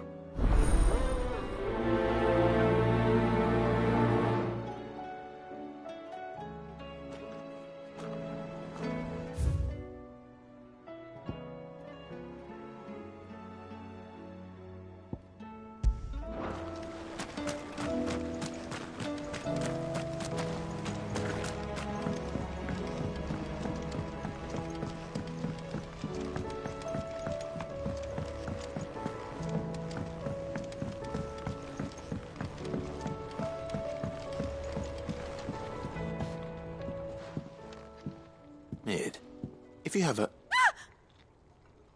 That's it! I knew it! The answer was right here under my arse all along! If this doesn't steer to the skies, nothing will! To the skies? You aren't trying to give the Enterprise wings, are you? What else would I be doing? The children seem to think you're avoiding them. They're worried about you. Is this really so important that you need to shut yourself away from everyone? The Enterprise is already the fastest ship in the realm, and that's with the sea beneath her. But what if she weren't bound to the waves? What if she weren't bound to anything at all? It's not fair. The gods get the skies all to themselves, so I'm gonna do something about it. The Fallen had their chance, but they relied too much on magic. And see where that got them? But not me. I've discovered how to do it without. Well, almost. First, I need to make a prototype. And is that a one-woman job? Are you volunteering? I'll have you know the Enterprise is my baby. But if her godfather's offering to lend a hand, I'd be happy to take it. First, I'll need oil, and not just some old drippings from Miss Molly's spits in the Tub and Crown. Refined stuff, like they make in Ordil. Then I'll need some bone, or shell. Light, strong, preferably no longer attached to the beast it belongs to. If it's beast bones you're after, I'm sure the Cursebreakers will know where you might find some. No, they'll know where you might find some. You're the one who offered to help, remember? I should speak with one of the Cursebreakers before I set off for Old Hill. See if I can't find this bone while I'm there as well. Has Midadol mentioned a new project yet?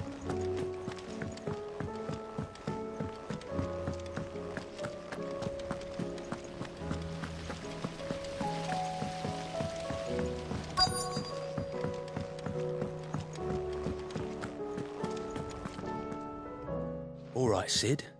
Come to buy us around, have you? Only if you earn it. Mid needs a piece of light but durable bone for her next project.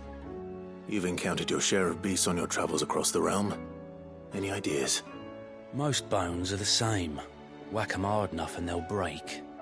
If it's durability you're looking for, shell will serve you better. You know what an adamantus is? I do. And I know to give them a wide berth. Will any old adamantus do? Well, with shells, the older the harder. There's a rumour of an ancient adamantus down in Karava, near Old Bidza, or what's left of the village anyway. But don't expect to make quick work of the bastard. There's a reason it's lived as long as it has. I'll keep that in mind. Thank you.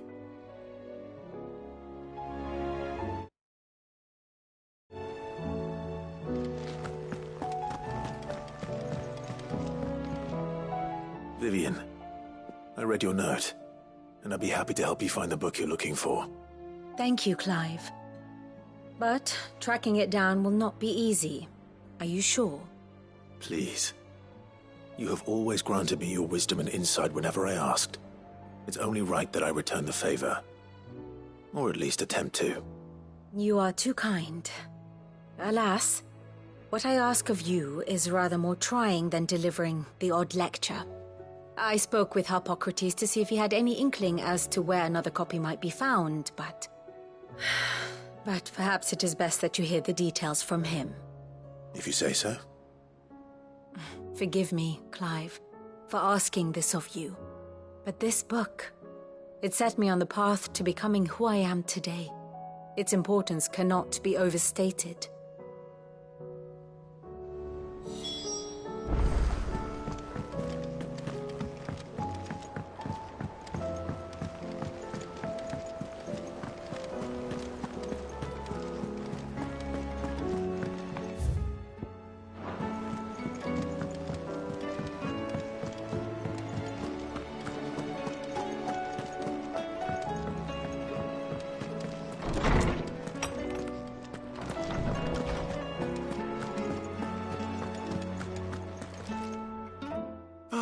Clive, my boy.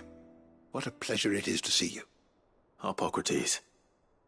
There's something I need to ask you. I've been charged with locating a book called From a Distance. Then you seek a rare gem indeed. One whose name I had not thought to hear from your lips. You've been talking to Vivian. Right as always. But she didn't seem keen to tell me very much. I take it she didn't like what you had to say. And yet I gather it did naught to dissuade her. Clive, if the young professor has tasked you with obtaining a copy, I fear she asks the impossible. The Executors would not allow it. The Executors? Coveters of Secrets. A clandestine organization committed to the collection and intenebration of forbidden texts and technologies. One such text being the tome Vivian seeks, chronicling as it does the true history of the enslavement of bearers. A tale which could overturn the established order were it ever to become widely known. Or, so rumor has it. I've never actually read the thing, or even set eyes on it for that matter. How is it that I haven't heard of this organization? Why, secrecy is the Executor's watchword. They lurk in the shadows, emerging only to seize that which must be seized, be it books, inventions, or people, before disappearing again, leaving nary a trace. Which would explain why Vivian's copy was snatched from her grasp not long after she found it. By the hand of the Executors, yes. But what drives them? Self-interest or ideology? Fine question. Sadly, all that is known of the Executors can be recounted in a single breath. You may just as soon ask me of their origins, numbers, or the identities of their leaders. Any answer I give would be pure speculation. Then my hunt was doomed from the first. What was Vivian expecting? That I'd pluck it from thin air?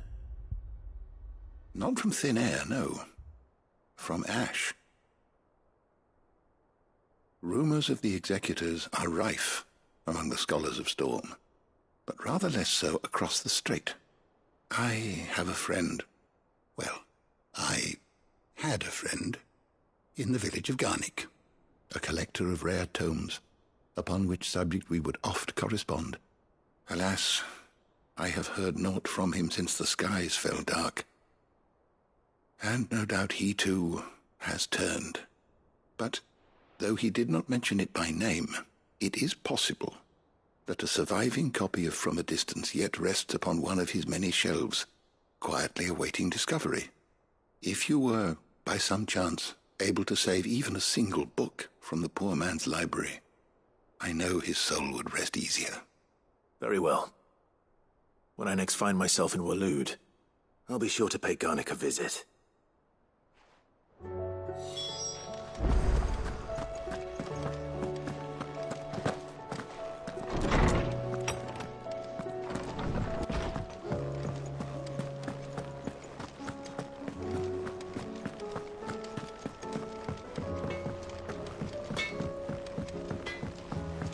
Say what you will, Lady Karen has seen us.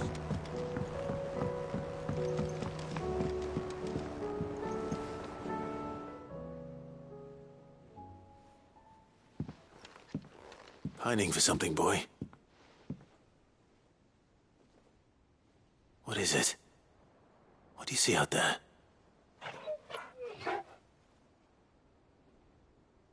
I never did ask where you got that anklet of yours. From Sid, that's why. On the day he brought him home. That long ago? And you're only thinking to ask this now? Sid saw that the pup had a habit of gnawing on his leg, since you ask. Clap that there iron on him to keep him from doing it. What was wrong, boy? I'll take like as not. Must have been hard on the poor whelp losing his loving masters at such a young age. Doubly hard in being a frost wolf, torn away from his icons and all. Sid would always tell him, you want my iron gone, you find what it is you're looking for. I reckon what he was looking for was you. I'm sorry, Torgal.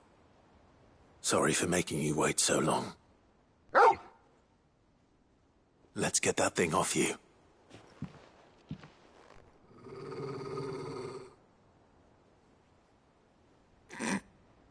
Doesn't sound like he wants it off. Indeed. You miss Sid as much as the rest of us, don't you?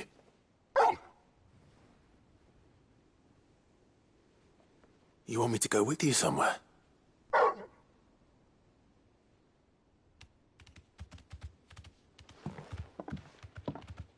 Quick, aren't you?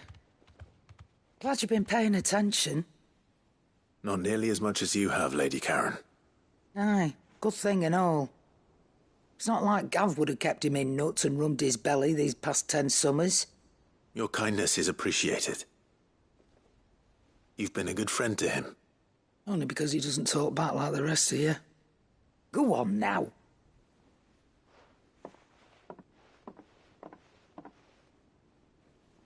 Where to then, Torgal?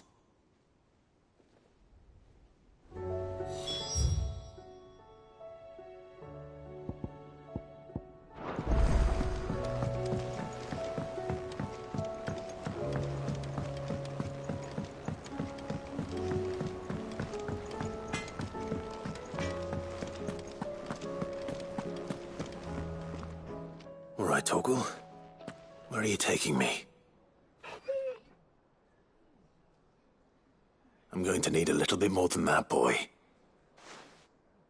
Do you have a better hint for me? Unless... you've already given me one. Back on the rear deck, you were looking west, toward Rosaria.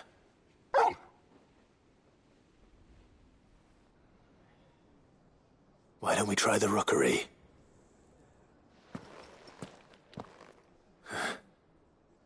I haven't been to the island in almost 20 years. To Port Isolde, then. Fingers crossed the old mooring is still there.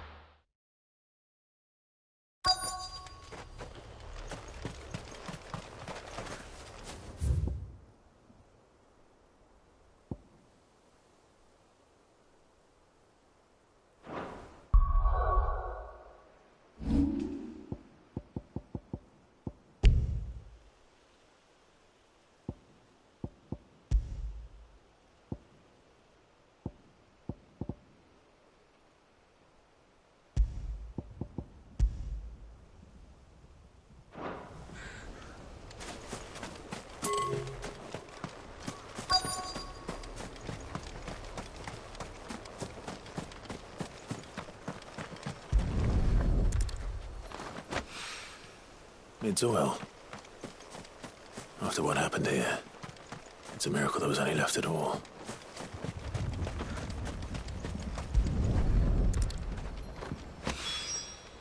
This should be enough.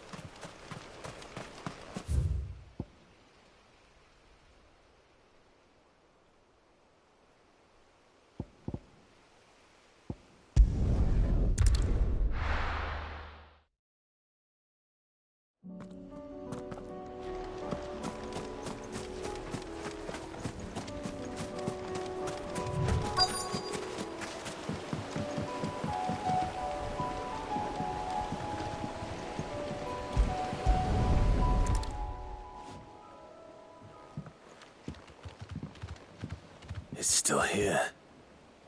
After all these years. A lot smaller than I remember. And you're a lot bigger. You might have to swim, boy.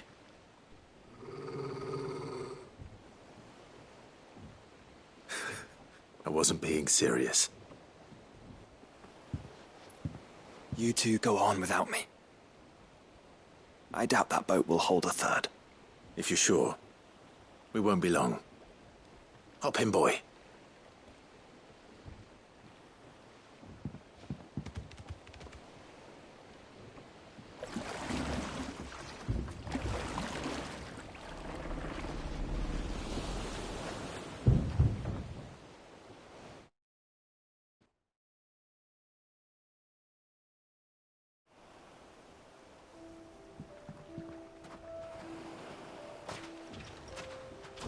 This hasn't changed at all. The rookery's right through those trees. Come on. Race, you there? I bet I could still beat you.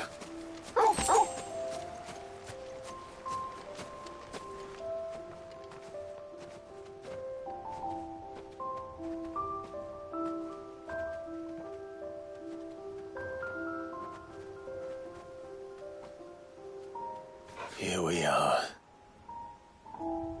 This was our hideaway. Wasn't it, Torgal?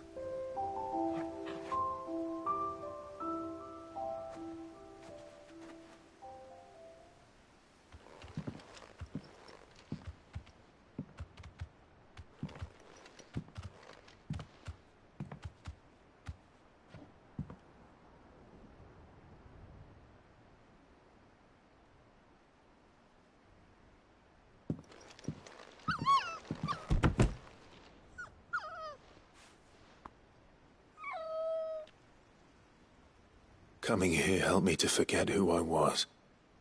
Or wasn't. Prince, shield. Son his mother could love. Had I been any one of those things? Perhaps.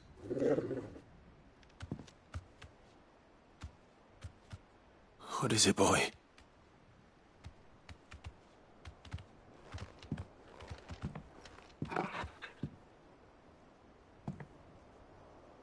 This is all from the castle. And Phoenix Gate.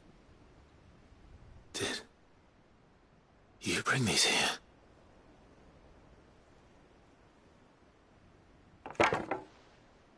My sparring sword.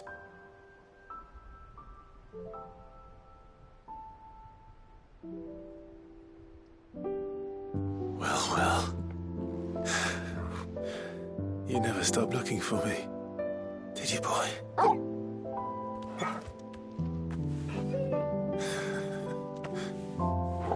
Thank you, Torgal. For never giving up. For never forgetting.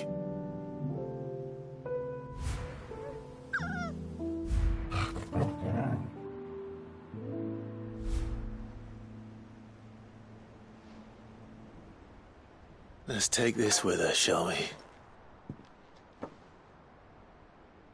So I don't forget either.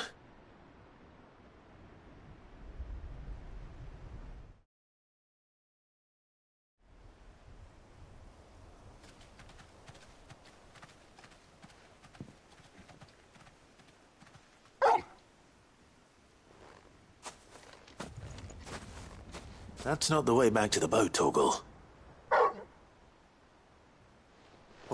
All right. I'm coming.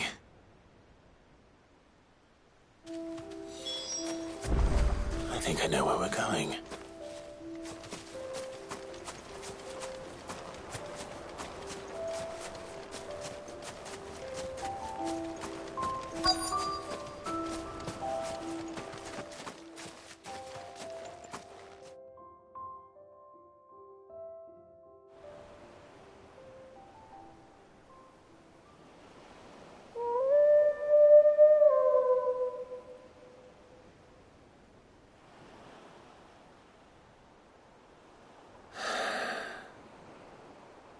People always talk about the importance of putting the past behind you. But without it, we wouldn't be who we are today. And we certainly couldn't steer our way to a better tomorrow. Come on, Torgal. Let's go home.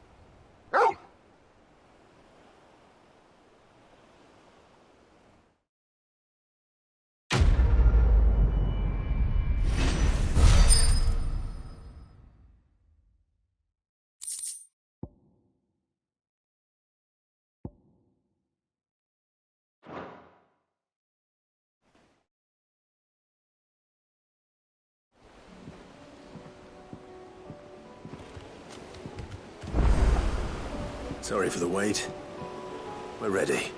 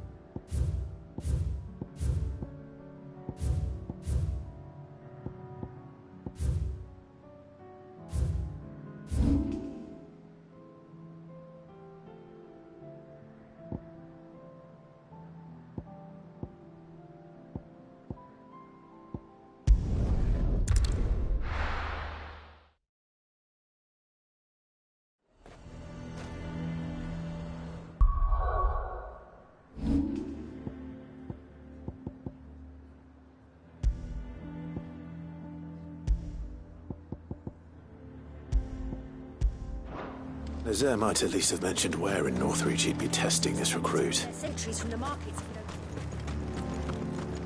I would speak with this Duke. I saw the captain just now. Your town needs you.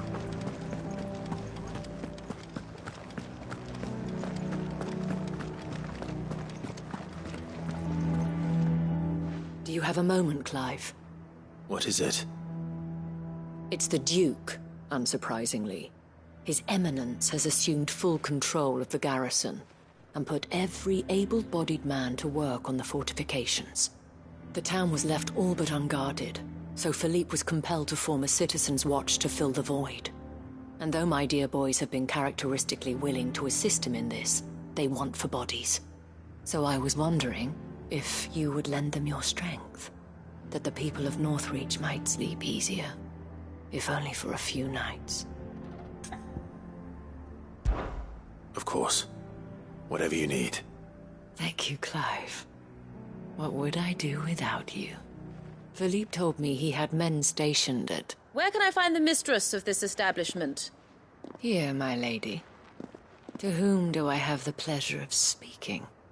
My name is Sabine, and it is my displeasure to be the daughter of the Duke of Oriflamme, who I understand is causing you and your town no small amount of trouble.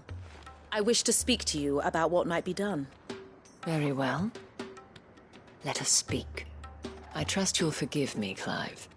Absolutely. Our conversation can wait. Please, proceed. As you know, my father is a most overbearing and supercilious man, and I join you in objecting to his every action. Indeed, I owe you my thanks for continuing to argue against his reckless plans. Yet I fear he is not one to be swayed by reason. No. He must be made to face the consequences of his actions. And who would make him do this? I would. Myself and several other like-minded individuals. Were you to join us, we would surely have the strength to drive him from Northreach for good. Does that not seem a trifle... drastic? Drastic action is precisely what is called for. Unless you are content to see your people downtrodden and dispossessed. My father would have it that citizens exist only to serve the Empire. That they should be forced to make every sacrifice to ensure her revival. But he is wrong. It is not the people who must serve the Empire, but the Empire who must serve her people. He's always been like this. Scornful of the opinions of anyone he judged beneath him. But he cannot be allowed to ride roughshod over the common folk any longer. We must fight him. By all possible means. Fight him? No. My purpose is to quell the tension in Northreach, not to stoke it. Respectfully, my lady. Our only chance of saving this town depends upon every one of us uniting against our common enemy. Your father and his followers included. While I understand your frustrations, I cling to the hope that he may yet be won round. False hope, I assure you. But I see that your mind is made up. I shall bother you no longer. If you will extend me the same courtesy, I bid you good day. She certainly has spirit. Indeed.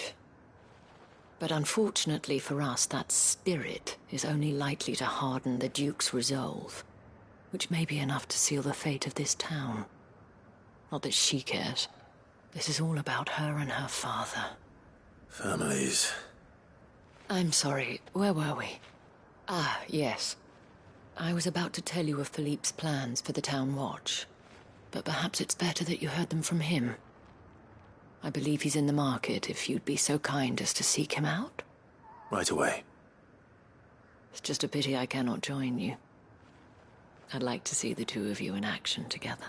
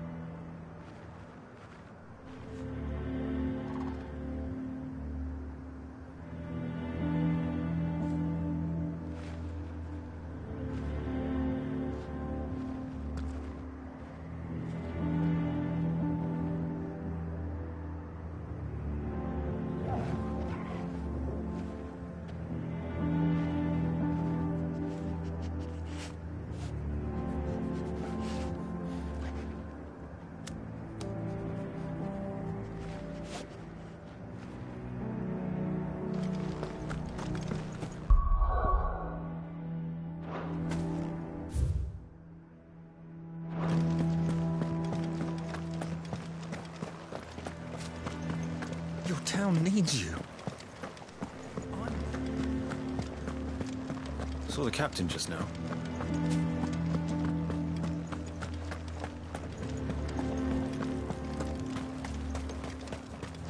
The garrison is threatening to pull their sentries from the market. Do you see anything you like?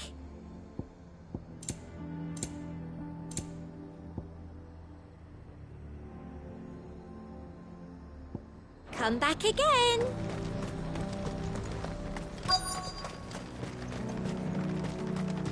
I'm nervous. Well met, Sid. This is the initiate. Ember, present yourself. At your service, Master. Please, just Sid. There are no masters here. Your life is your own. Oh, of course. Thank you, Sid. The sergeant says you'll be evaluating me at my trial. To become a scout, yes. You are aware of the dangers inherent in that role. I am. But I swore I'd face them. Just like the man who saved my life. And who would that be? Gav. It was him who found me and freed me. No magic, no support, just one man and his nose. Came and sniffed me out. It taught me what one man can do if he puts his mind to it.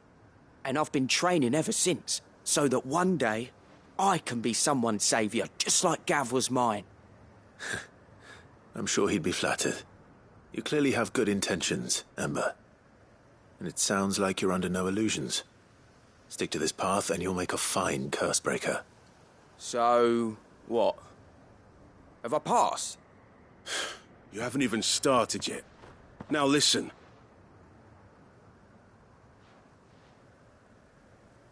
Not far from here is an Imperial lookout, Eastwatch. The guards there record all their sightings in a logbook. You are to find it and bring it here. And bring it here, right. Anything else? No. Sneaking into a heavily guarded Imperial outpost and stealing the logbook would be quite sufficient. You will need to assess the situation, determine a point of entry, create a distraction and effect an escape, all without being discovered and thrown into an Imperial oubliette. Ember, Gav isn't our best scout because he can do everything. It's essential that you know your limits. Know my limits, right. I won't let you down.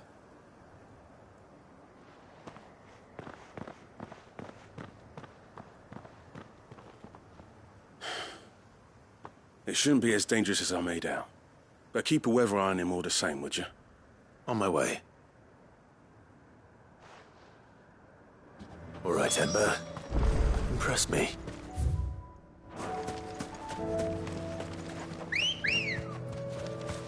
Good girl. Fly, Ambrosia.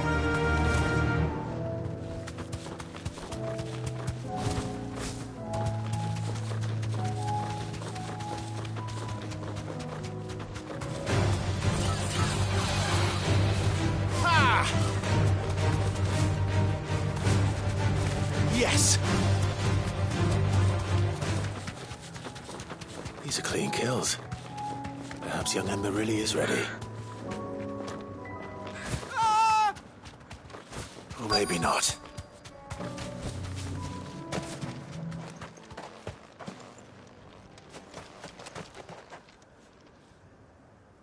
Damn it.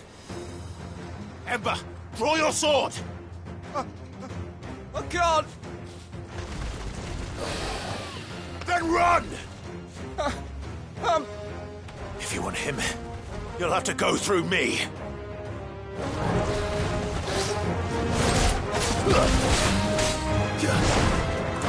Odin!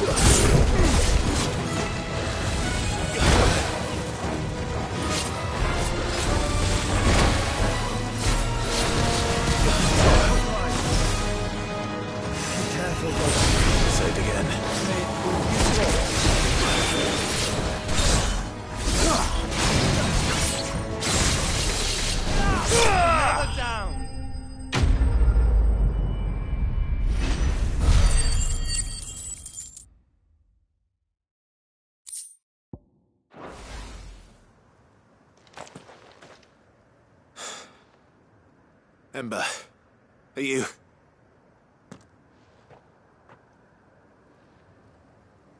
Gone. Of course. Scouts really are a rare breed. Back to Northreach it is, then.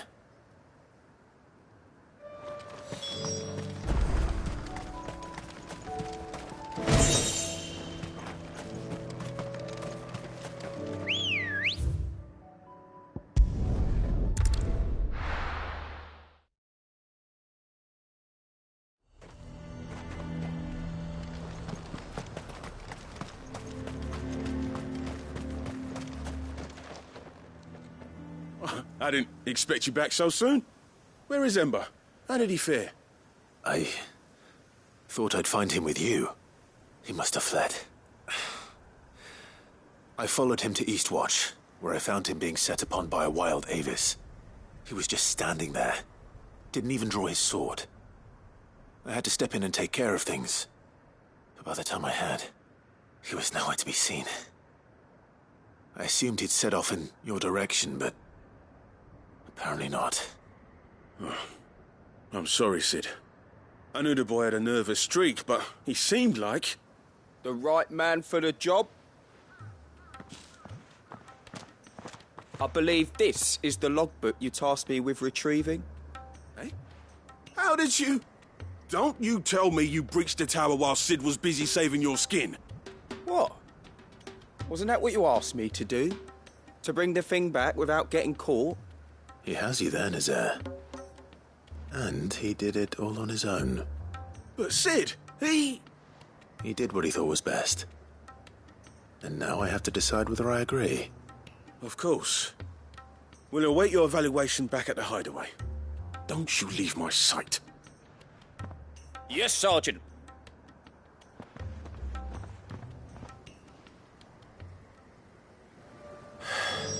This won't be an easy decision.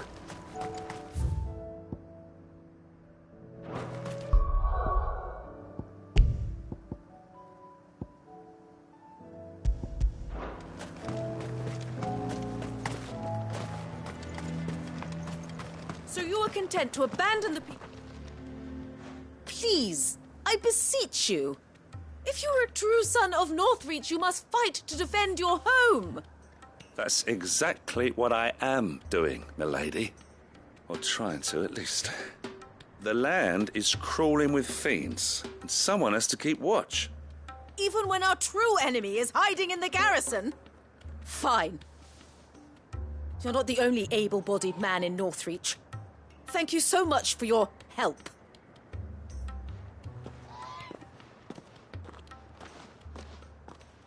She cornered you too, then?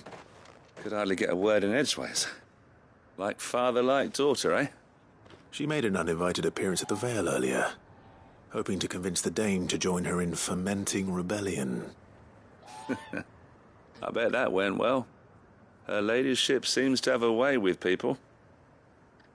Anyway, what brings you here? Our mutual friend thought you might welcome some help. Oh, she did she? Right as always. In fact, you're just the man. We've had some reports, you see. Sightings of, you know what. They're back. Seems that way. All over, too. We haven't been able to confirm anything yet, but if you're willing, you could go and see what's what. Right. Where should I look? You know Grieger's Weep? One of the sightings places them somewhere on its shores. I'm on my way. Thank you, Clive. I'll look into one of the other sightings. Let's rendezvous back here later.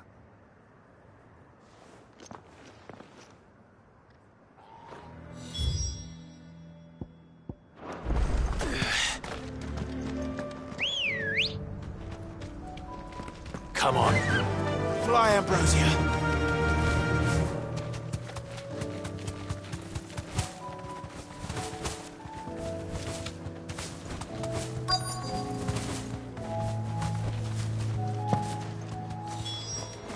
Damn it. The reports were true. I need to stop them before they get to the town.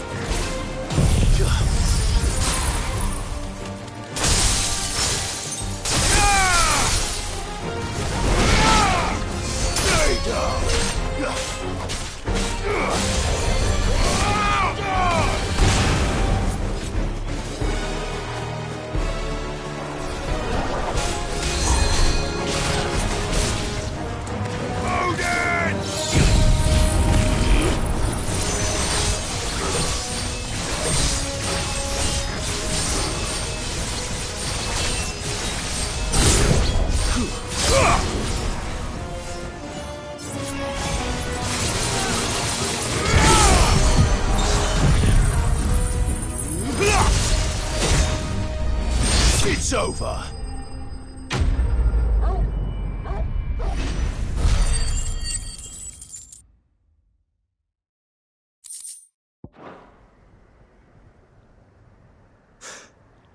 Call that a test, Ultima? Clive, it's me. Are you all right? I am. But it seems the reports were true. The thralls have returned. I dispatched the few that I found, though. Well, there's something, I suppose. But what were they doing south of town? They all came from the north last time. We might be able to fend off an attack from one side or the other, but from both? Do you have eyes in the north? Some. I should probably go and have a look, though, just to be sure. You head back to Northreach. I want you there just in case war breaks out while I'm away. What do you mean? Her ladyship's been busy working her magic on the townspeople, stirring up ill feeling towards her father. She'll have her marching on the barracks if we're not careful. What? This is exactly what the Dane was afraid of. I'll do what I can to calm things down. Be careful out there, all right? Don't worry, I'm not like you. One sniff of those things and I'm running back to town screaming blue murder.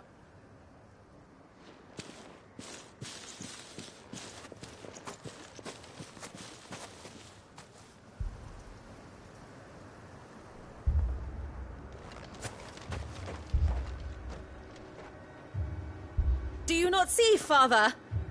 The people of Northreach have given enough, and only a fool would ask for more. Listen to me, Sabine. Where would our people be without their country, hmm? The Empire is their sword and their shield. It is she that ensures they can live without fear. But now she teeters on the brink. Without their sword, how will the people fight? Without their shield, how will they protect their kin?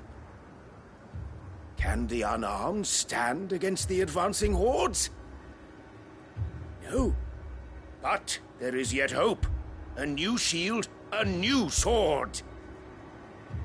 A new empire.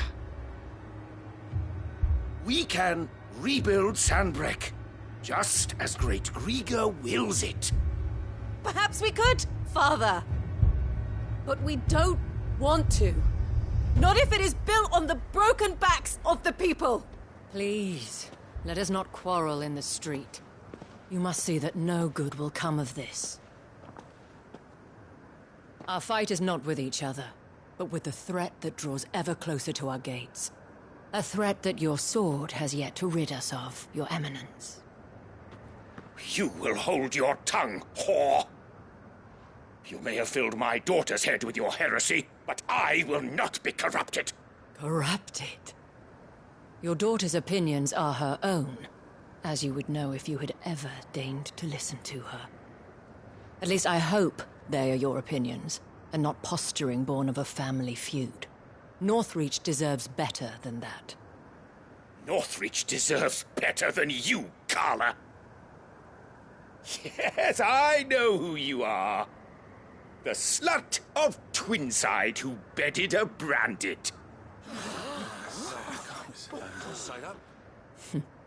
Jealous, are you? That a woman might choose a bearer over a pious man of Griga. Clive! I met a swarm of thralls coming south from Oriflamme. Hundreds of them. Too many to count. No. Work on the fortifications has scarcely begun. We will retreat to Caer Norvent and there make our stand. Did you hear me? That was an order! While this is but a heartfelt plea, let us make our stand here and protect our homes. Protect those that we love. Together, for Northreach!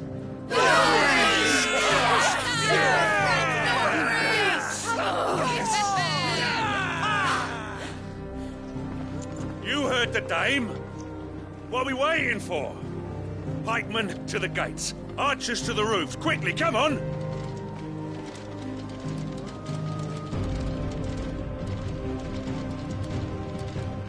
But she is but a common... whore, yes. And we'd follow her to the gates of hell.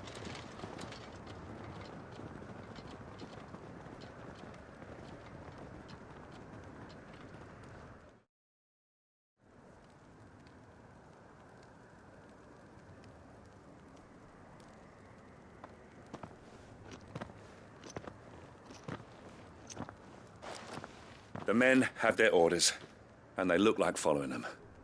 I got them spaced out at regular intervals. Whichever direction the thralls strike from, there'll be someone there to meet them. Thank you, Philippe. Rest assured the people will play their part. The herbalist has donated her stock of medicines to me. Should any of your men be injured, take them to the Vale. We'll see to them there. Thank you, milady. I will. I'll play my part too. You still want for numbers. Unlike the enemy. I only hope I can go some way to evening the odds. Philippe, can I leave the south in your hands? I doubt the thralls by the lake were the last of their number. Of course. I'll lead a party down that way so we don't get taken by surprise. What about you? I'll make my way up the road to Oriflamme. I fought a few of these things. And while I can't promise to hold them all back, I should be able to thin the herd. All right. But take care. Thank you. Both of you. You can thank us when it's over. Till then, madame.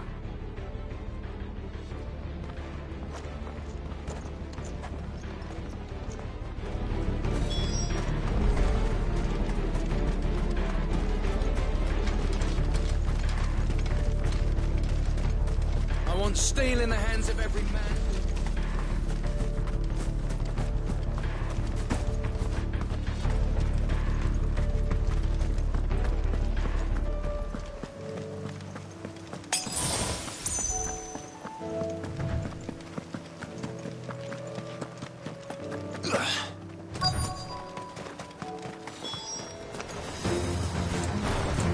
There are so many of them. Not for long.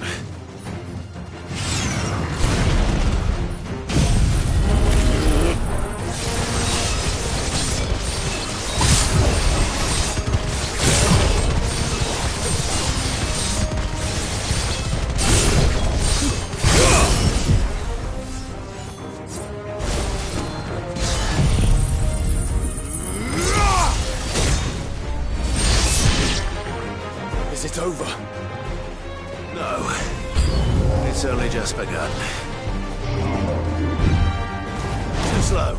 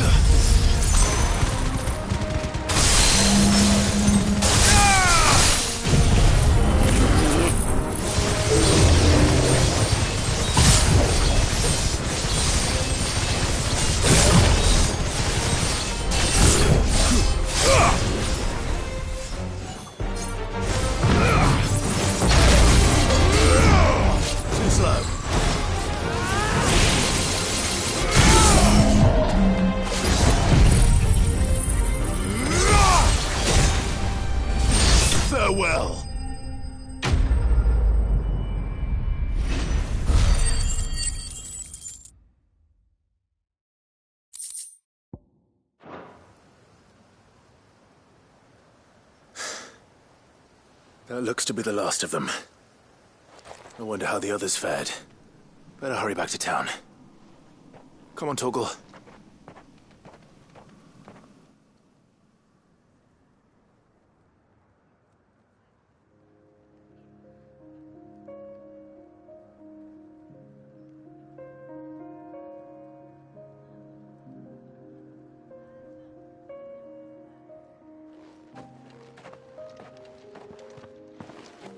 Clive, it's good to see you. And you. The road to Oriflamme is clear. How did you and your men fare? Well, we ended up fighting for our lives down by the lake. Took a few nicks, but nothing the girls of the Vale can't put right. Glad to hear it. Well, it seems we've survived. For the time being, at least. I thank you both for answering the call. You were right. And I was wrong. About everything. I had thought that the only way to unite the people was under the banner of Empire. That without a strong hand to guide them, they would drift apart. To be borne hither and yon by the eddying currents of fate. But you brought them together. Not by force, nor by the exercise of goddess-given authority, but by simply being one of them. By knowing what they feel, because you feel it yourself. Our purpose was ever the same, Your Eminence. You were merely distracted by a loftier vision of empire and glory, while our eyes beheld matters closer to home. You have the right of it again. As did you, Sabine. His radiance said it himself. Sanbreque is naught without her citizens. I forgot that, and I am sorry. I'm sorry too, Father. I should never have taken things so far. I only wanted you to understand how the people felt. How I felt. But my anger got the better of me. Do not blame yourself, my dear. This was my doing. I should have listened to you. To all of you. Your Eminence, your ladyship, I do not doubt that you came here with the best of intentions. But I believe the same could be said of us all. We all want safety, security, prosperity. Not just for Northreach, but for the entire realm. And we may yet achieve it. If only we work together. Will you join us in this? Yes. We shall. Thank you, Your Eminence. Now that that is settled, I must go and see to the wounded. The Vale's doors are always open to any soldier in need of relief. And today there are more than ever before.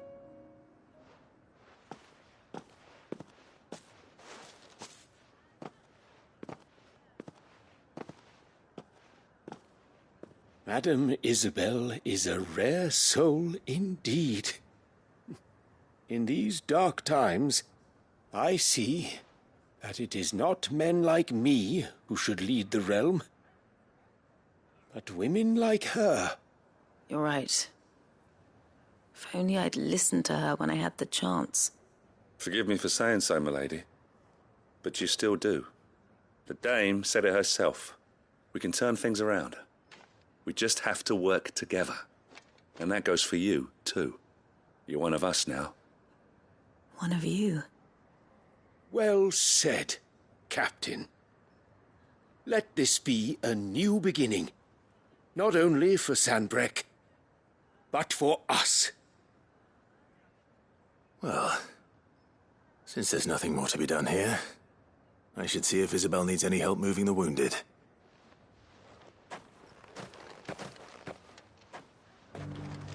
Can we get you anything?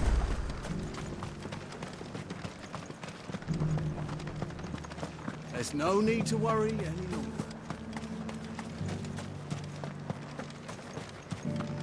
saw several soldiers being carried to the Vale. How goes the treatment of the wounded? I'd be happy to man one end of a stretcher if it would help. You've helped quite enough for one day, Clive. Thank you. Don't mention it. Oh, but I must. After all you've done for this town, it is the very least you deserve. Tell me, if Northreach had fallen, what would you have done? A woman of your means could find a home anywhere in the realm, but I sense you would rather have died here. It's a long story. For you, madame, I have all the time in the world.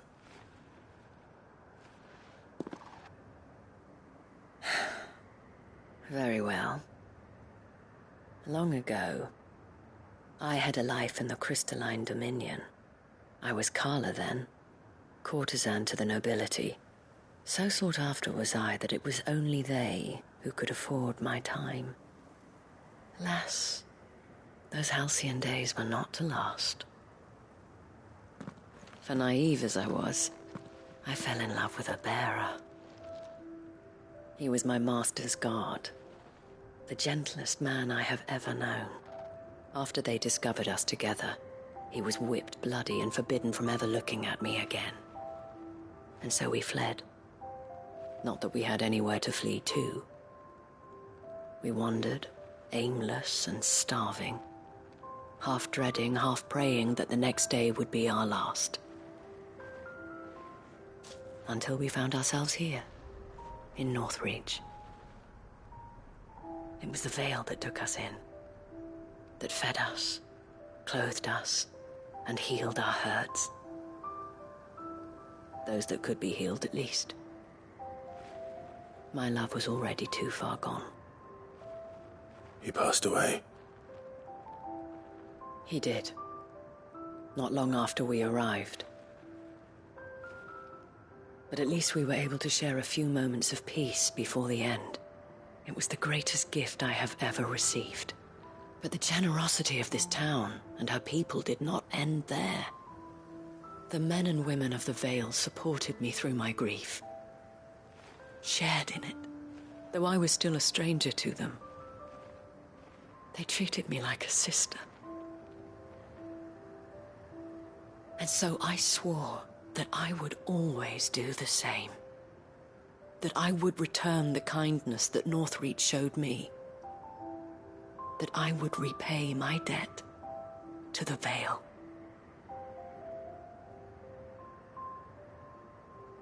Thank you, Isabel, for sharing this with me.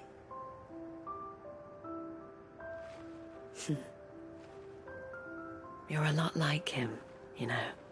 Perhaps that is why I have such a soft spot for you. Never stop fighting, Clive. And I shan't either. I know that it will not be easy to keep Northreach together. But our efforts will be rewarded. Just look at us now. The people, the soldiers, even the Duke of Oriflamme and his daughter, all united in defense of this town that we have come to call our home. And what of you? Can we count on your support too? Always.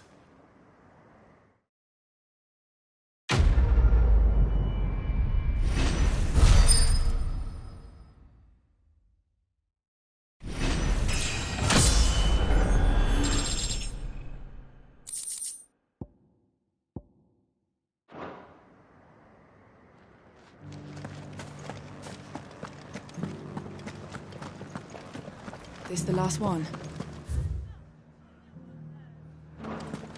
We did it!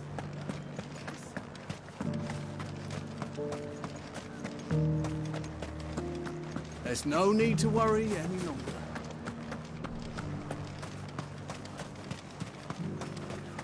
Can we get you anything?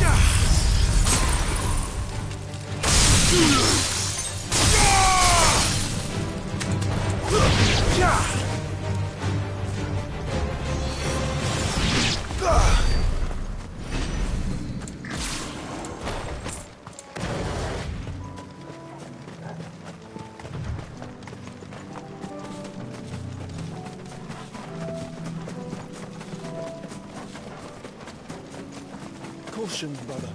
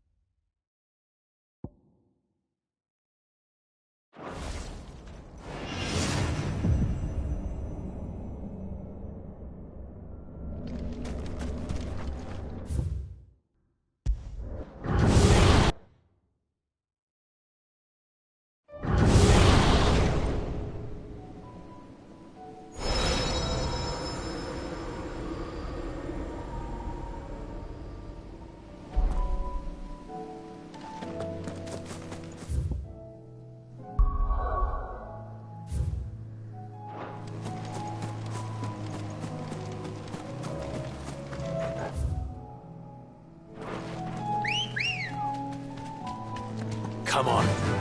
Yeah!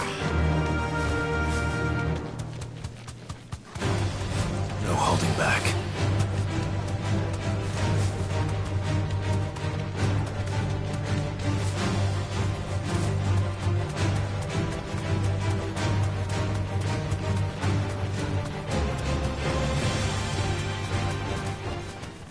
Thanks, Gal.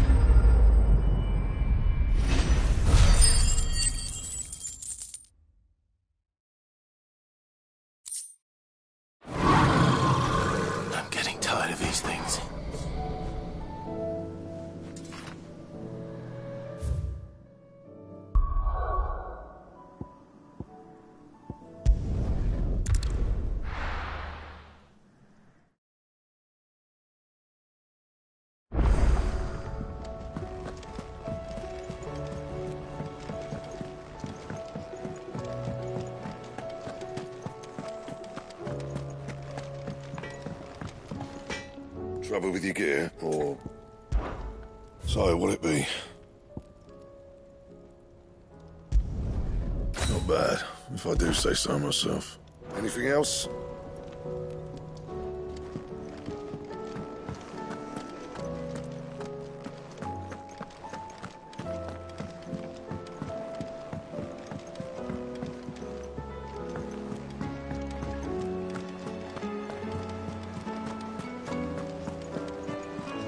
You should have seen. Welcome back, Sid. Welcome back, Sid. Yes. Welcome back. Trip wasn't too much of a pain in the arse, I hope. Truth be told, it was me who suggested roping you in to help with the trial. But from what I hear, things didn't go quite as planned. No, they most certainly did not.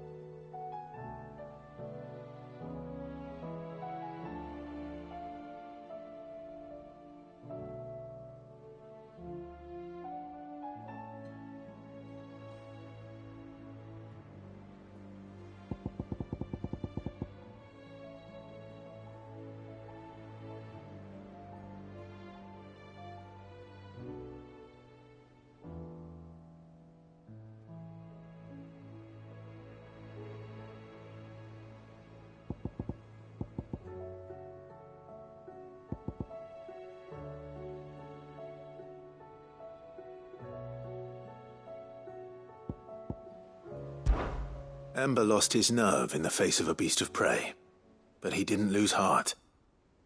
He pressed on, and he achieved his aim. And is that not what we ask of our scouts? Indeed it is. Thank you for your honest appraisal, Sid. The fact remains, however, that Ember will not always have a battle-hardened warrior on hand to pluck him from the jaws of peril. All I have gleaned from this trial is that without someone watching his back, Ember is little more than a liability. Wait, Sergeant. Ember still has much to learn, it's true. And this time he was found wanting. But I'd say he's due a second chance, nonetheless. After all, he did do as you asked. With a bit of hard work, any hand can be made to hold a blade, and any mind can conquer its fears. But a scout's nose is different. You've either got one, or you ain't. And by sniffing out that log, young Ember here has shown he has a conk and a half. Wouldn't do to waste it now, would it? Fine.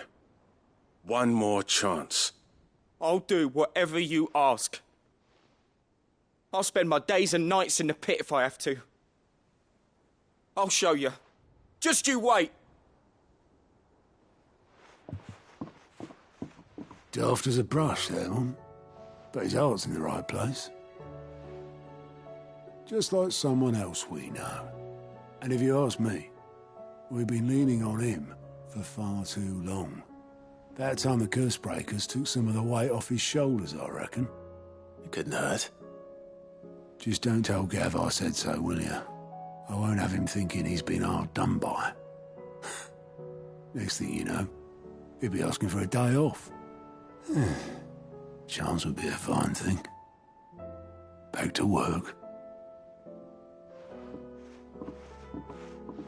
Forgive me, Sid. This did not play out as I expected. Things rarely do these days. But that's why we need men like Ember more than ever. Men who can make the best out of a bad situation. Remember that. I will, Sid. Thank you.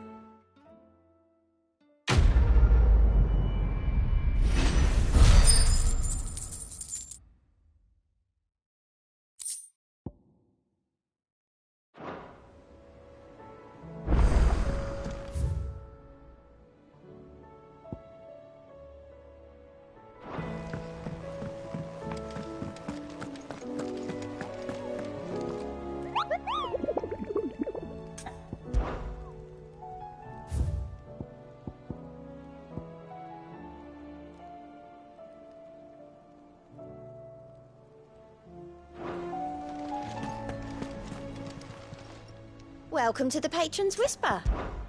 Is everything we've received and everything promised?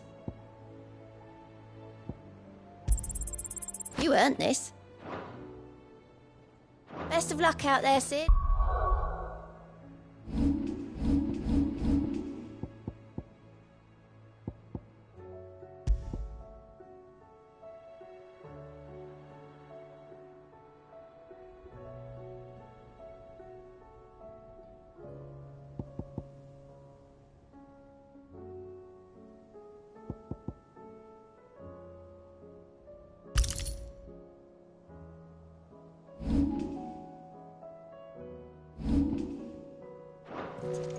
Twinside's hundreds of leagues away.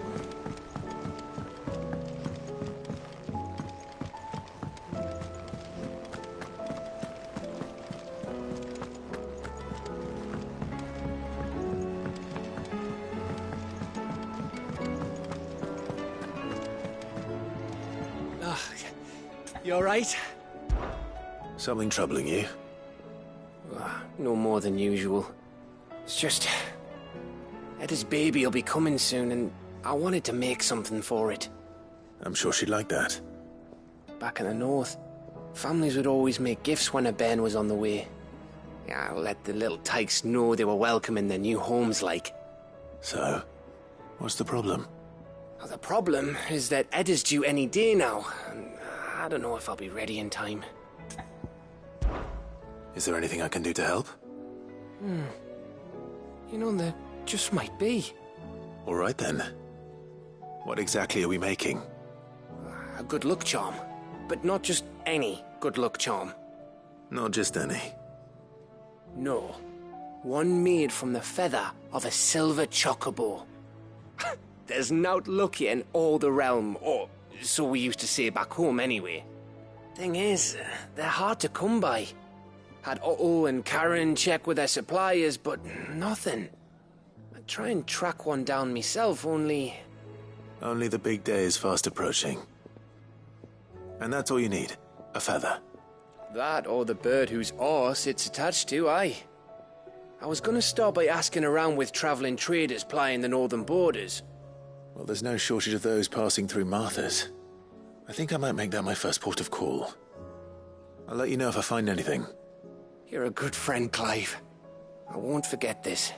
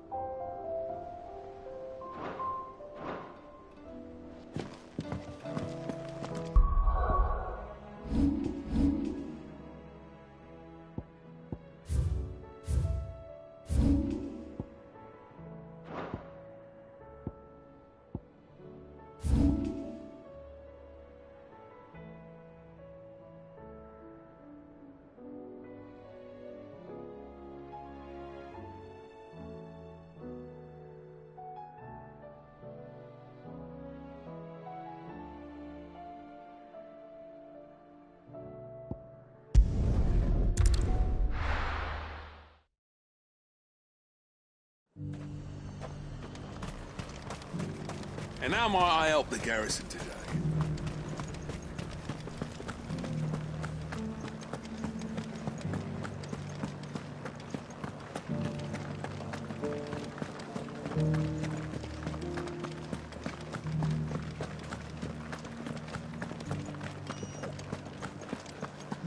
Haven't seen any of those beastly blue-eyed...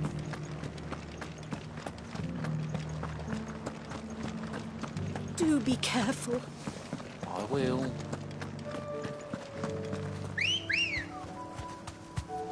Come on.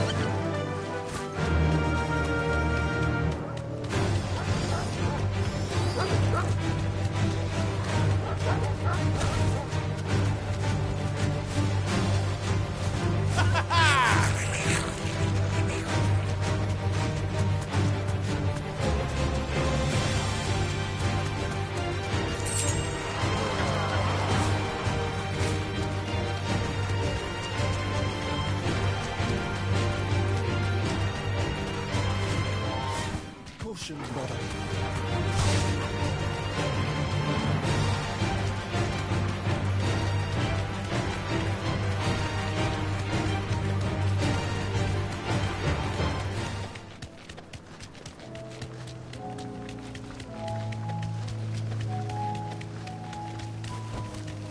Thanks, Gal.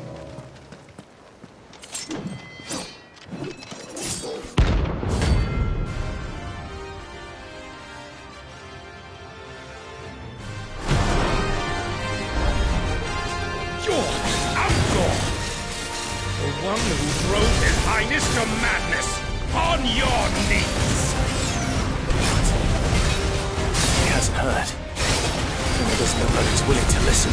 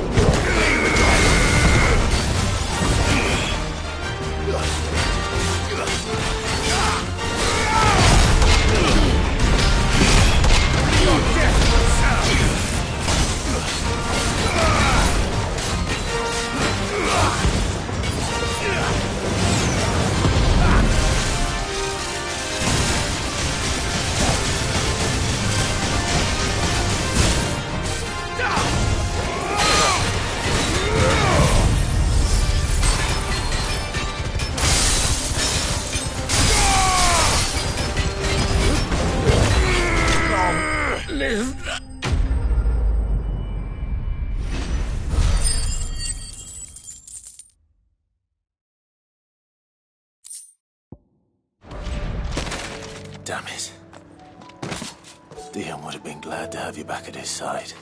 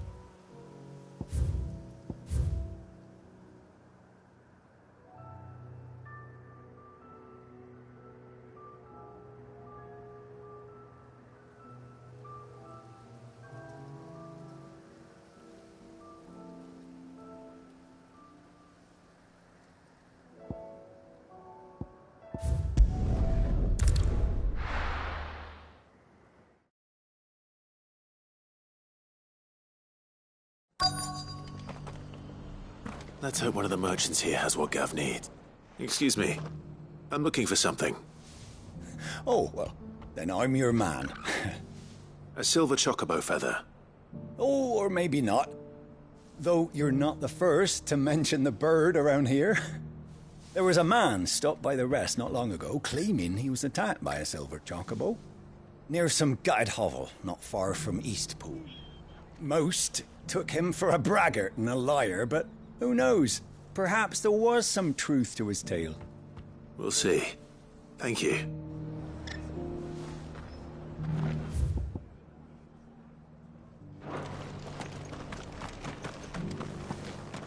Look, Daddy.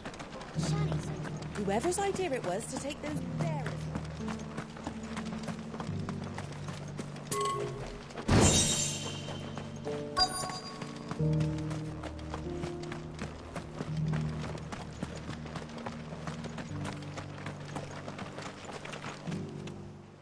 Can I help you with summit?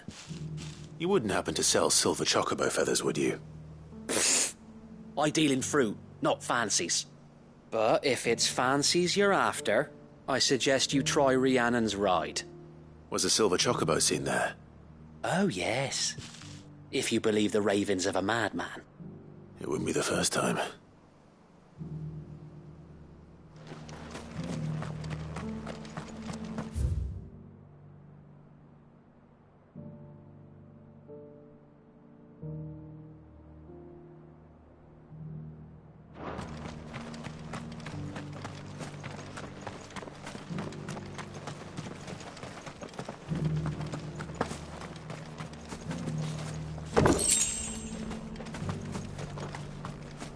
It doesn't still hurt, does it?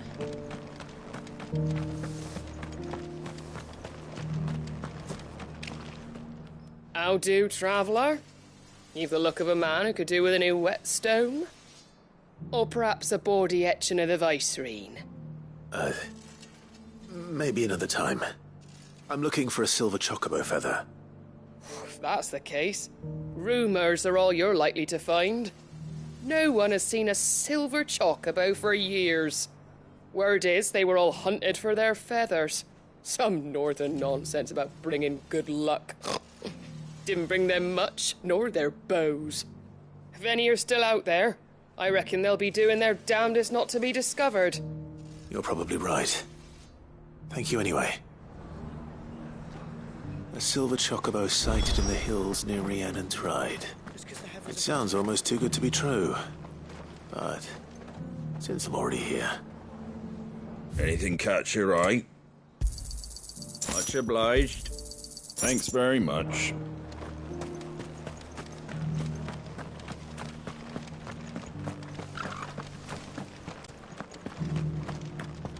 I'll build a barricade so sturdy, even a bandit.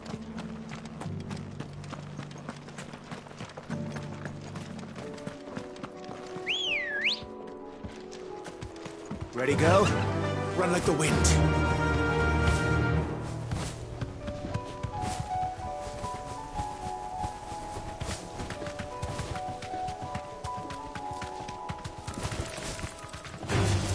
Someone's brave.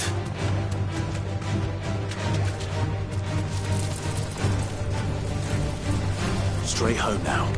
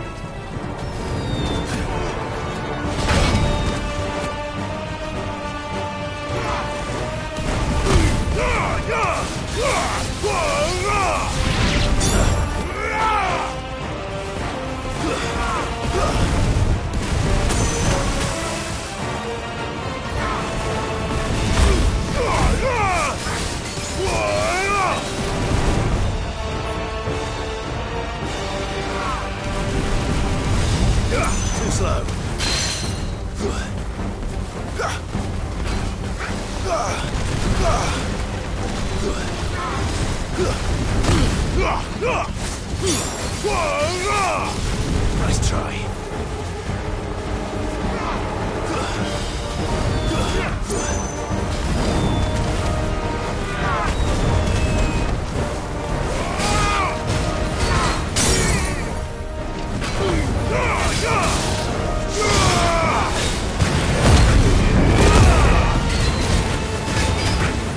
You're finished.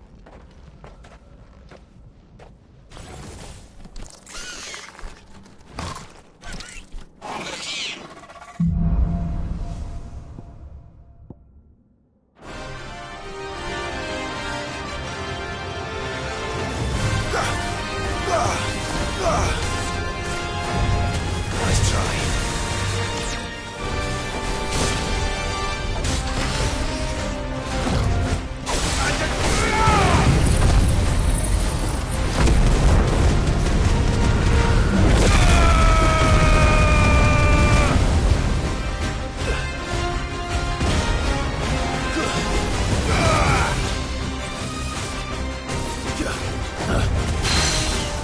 slow.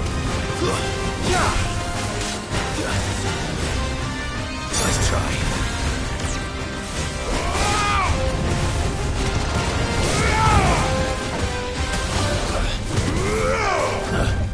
Nice try.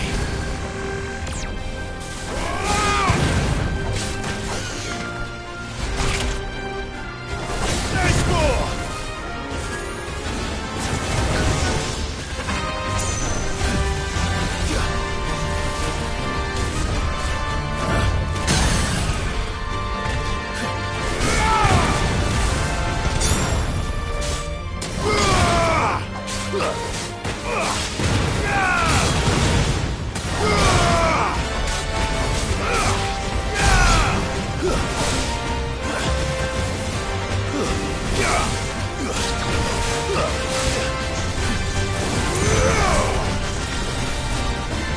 Too slow.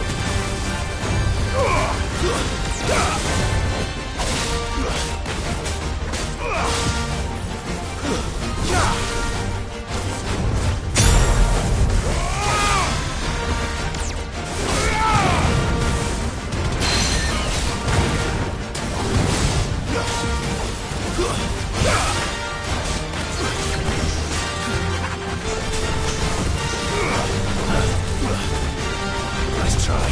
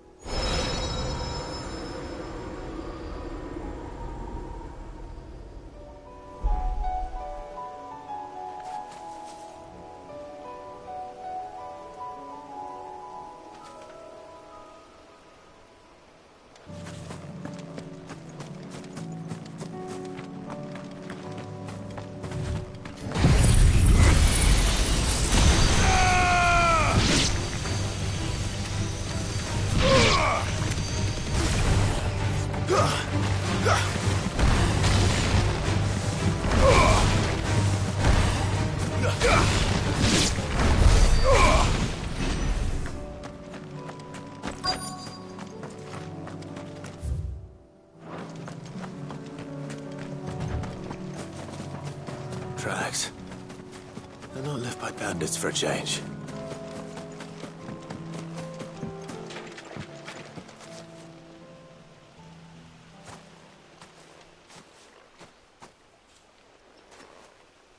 More tracks. And these look fresh. The Chocobo was here. And recently. Perhaps it still is.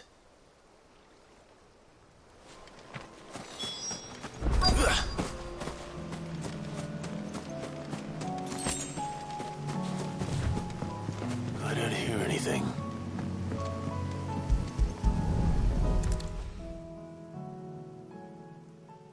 Well, I'll be damned.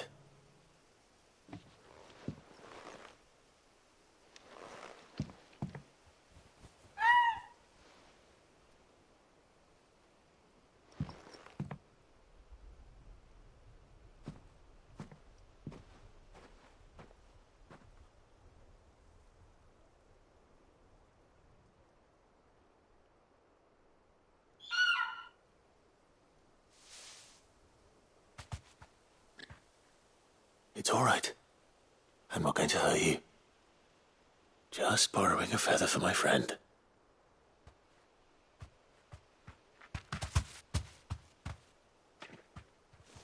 Thank you. Let's get this back to Gav before they change their minds.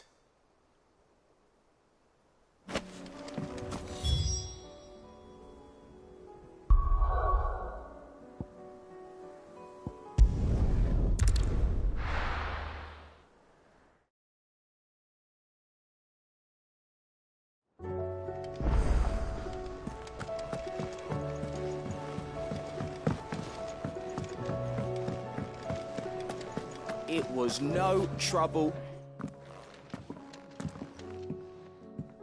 Clive, you're back. How'd you get on? Any luck? Any luck, you say?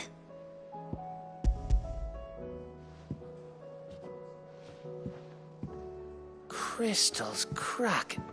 Is this what I think it is? Where in the hell did you find it? It's a long story.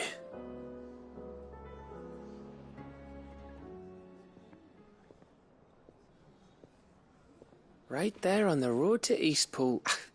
Who'd have thought it? Everything up there's been abandoned for years. The empty cabin made for the perfect shelter. Though I fear my presence may have forced the poor creatures to look elsewhere. Don't blame yourself, Clive. The Blight's right on Eastpool's doorstep. They'd have had to move on before long, even if you hadn't have turned up. They'll find a new home. Trust me. After all, that's what us endangered animals do. Anyway, what matters is, you managed to nick us one of their quills before they could run off.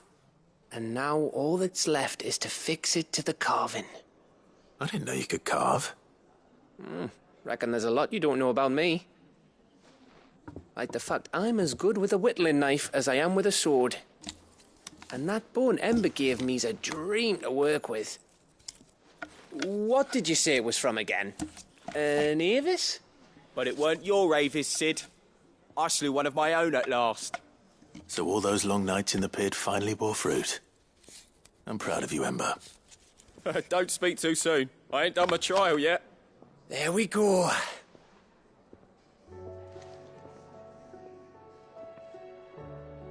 What do you think?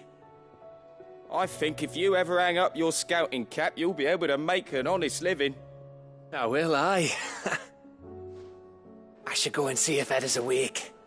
Give it my best. You can give it to yourself. Come on.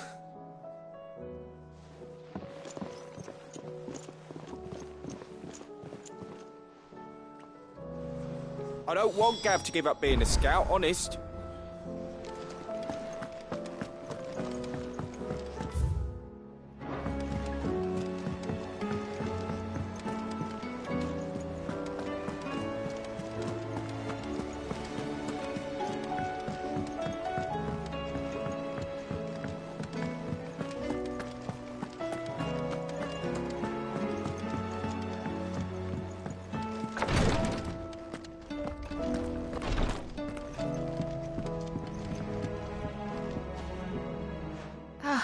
Me lords. How are you feeling? Well, thank you.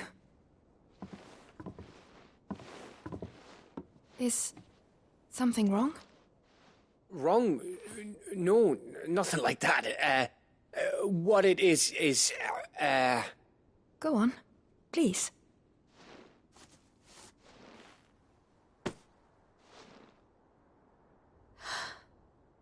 It's beautiful.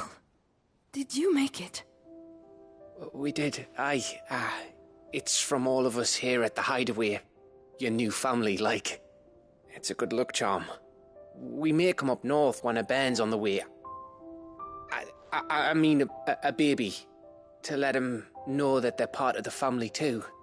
Oh, I hope you like it. I don't know what to say. I thank you, me lords, for everything. If there's anything you need, just let us know. I will. Clive, fancy a swift off? I'm thirsty. I could be convinced.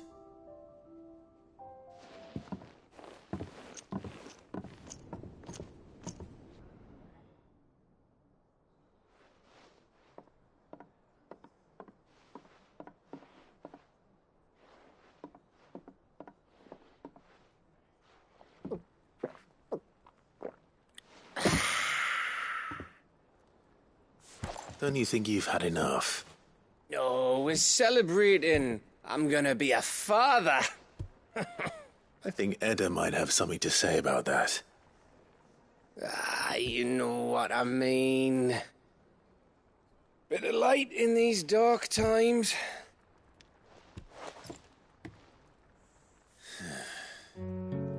wasn't long after me 10th name day. My mum told us she was with child again. I was over the fucking moon. I was looking forward to having a little one to lord it over, what with me being the runt of the litter. Thought I'd finally have a chance to prove to the world that I could be a big brother. Imperials came the day she went into labour. Had myself a baby sister, and then I didn't. My whole family gone in a blink, while I hid in the cellar like the spineless little arsehole I was. Great brother I turned out to be.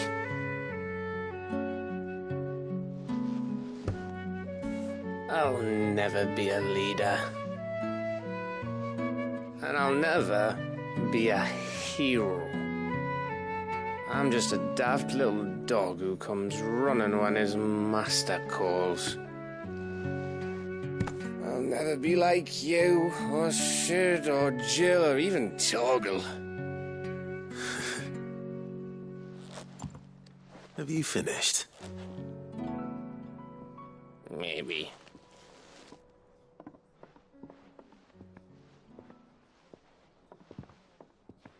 Do you know why you're our best scout? Yeah. Because you don't need anyone to hold your hand. Without your resourcefulness, your courage, your determination, I don't know where we'd be. Maybe hanging off a cliff like, That was only the once. Exactly. You learned from it. And here you are, after Founder knows how many missions, stronger for everyone. And let's not forget Rosalith. Who was it who freed me from the dungeon? Who was it who ran to Jill's rescue? That would be me. Because you're our brother, Gav. My brother.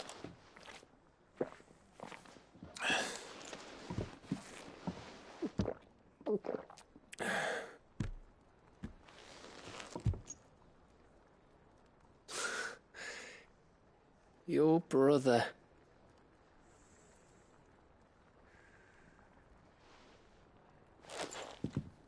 Which means that when the time comes,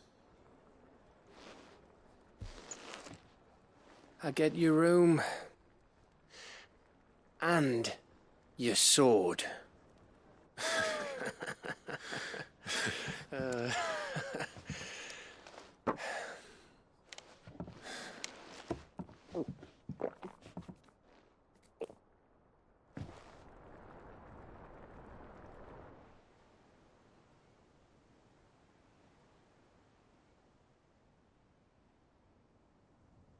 I may have had one too many.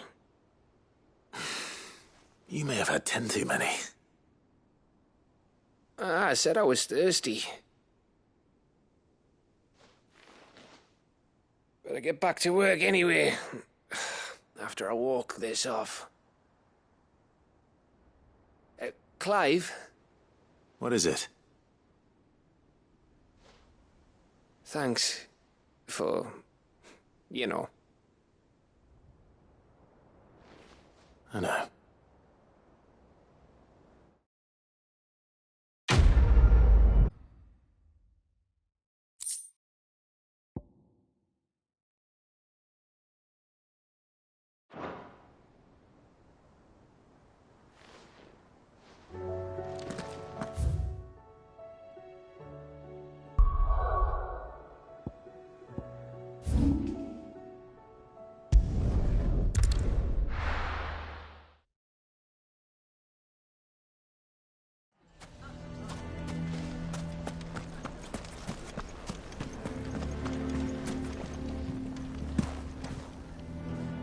Here to help me pack?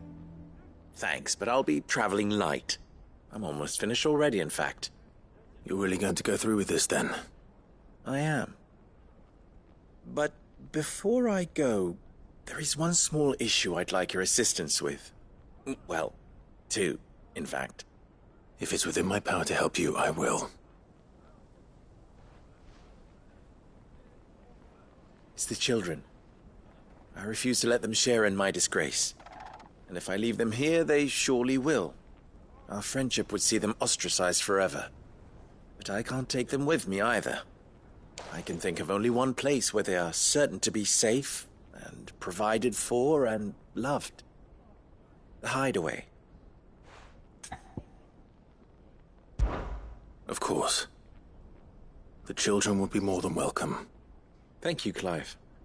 I will not forget this. Lubor, are you still here? What is it, Ferda? You look pale. There's been a flood in the Velcroy, a damn big one. The League of Outlaws encampment was completely submerged in ether. What? Every last one of the bastards has turned. And they're headed this way. Bandits are one thing, but Akashic bandits are quite another. The town guard won't stand a chance against them. We need to evacuate. There's no time to lose. Ferda, gather the men. The Akashic may strike at any moment. We must make ready to cover the townspeople's escape. Well, what are you waiting for? Yes, my lord. Clive, change of plan. The children stay with me for now. I need you to find Conrad and Natalie. Tell them to prepare for a full and immediate evacuation. Understood. I'll do what I can to convince everyone else. Wish me luck.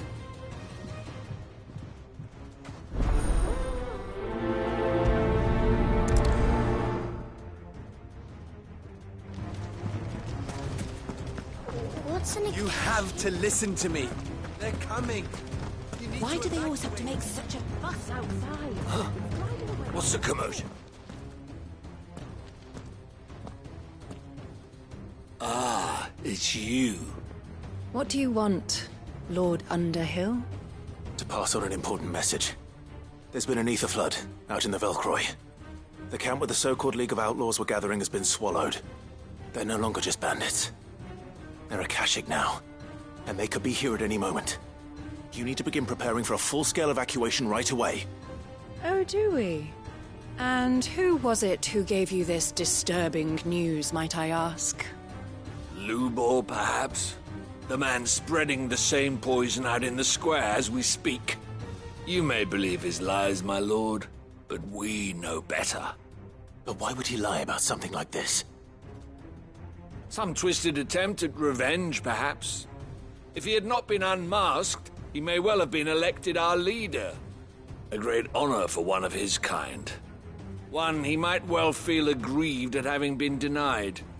Lord Underhill, forgive me, but it has become all too evident where your sympathies lie. Lubor cannot be trusted, and neither, therefore, can you. You may not trust me, but for the sake of your people, ask yourselves if there is any chance that this is true. There isn't. You can be certain of that. Now be off with you. You're making a mistake. Come, Clive. If our words will not move them, then we must find another way to help save the town. Right. Let's speak to Lord Ferda.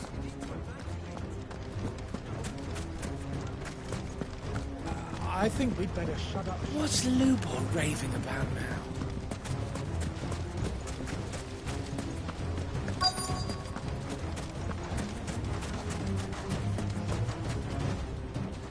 Lord Ferda.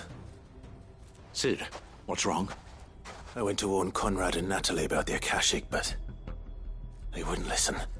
They've convinced themselves that nothing Lubor says can be trusted. The bloody fools. Which means the town guard can't be counted on for support. But I can. If there's anything I can do to help you defend Dalamil, you only have to ask. I appreciate it. Sid! Ferda! I've been looking for you everywhere. Victor? I thought you'd left. I couldn't abandon a friend in need. And Lubor is in need at this very moment. Come quickly.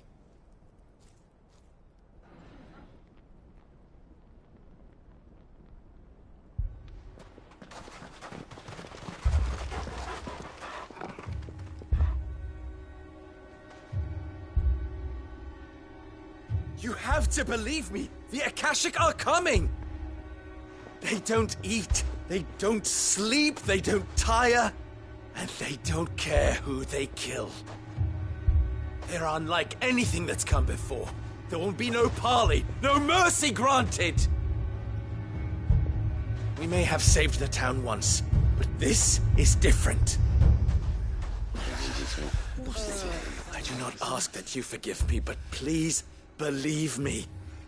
If you do not run, you will die. You will all fucking die!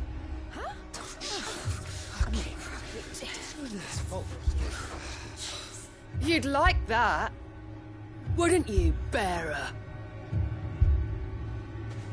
Yeah, with us out of the way, your kind will be free to claim Dalamil for yourselves. It's you who should run!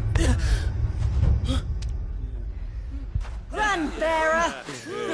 Yeah, run! Run! Far, far away! Run! Just go on. Yeah. Yeah. Yes! Go! Come on, then. Go on! Go! Just go. Lubor, wait. Someone's coming. Go! Come on! Stop! You're hurting him!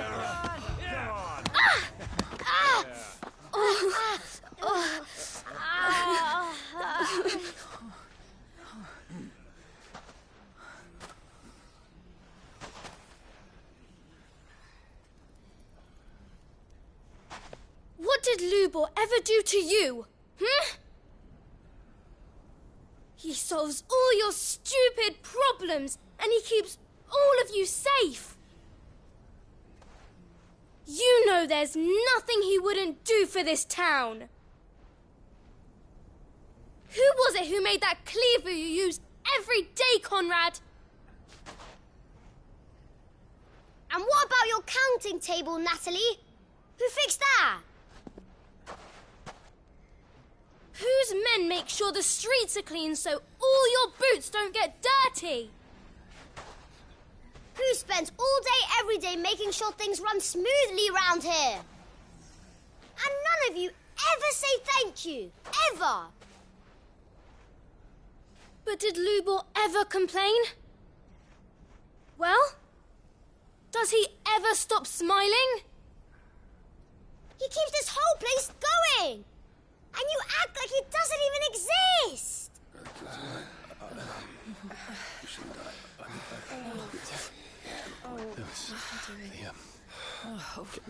Yes, right.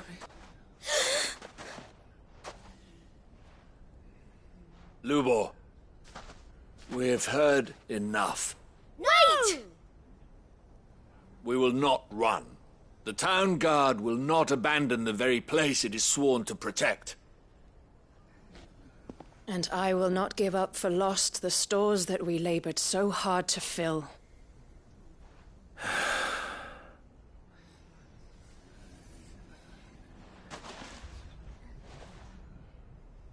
So tell us, how do you propose we deal with these Akashic of yours?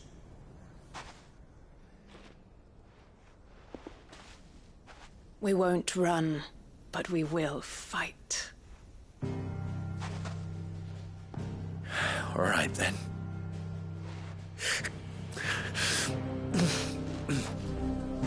Fine.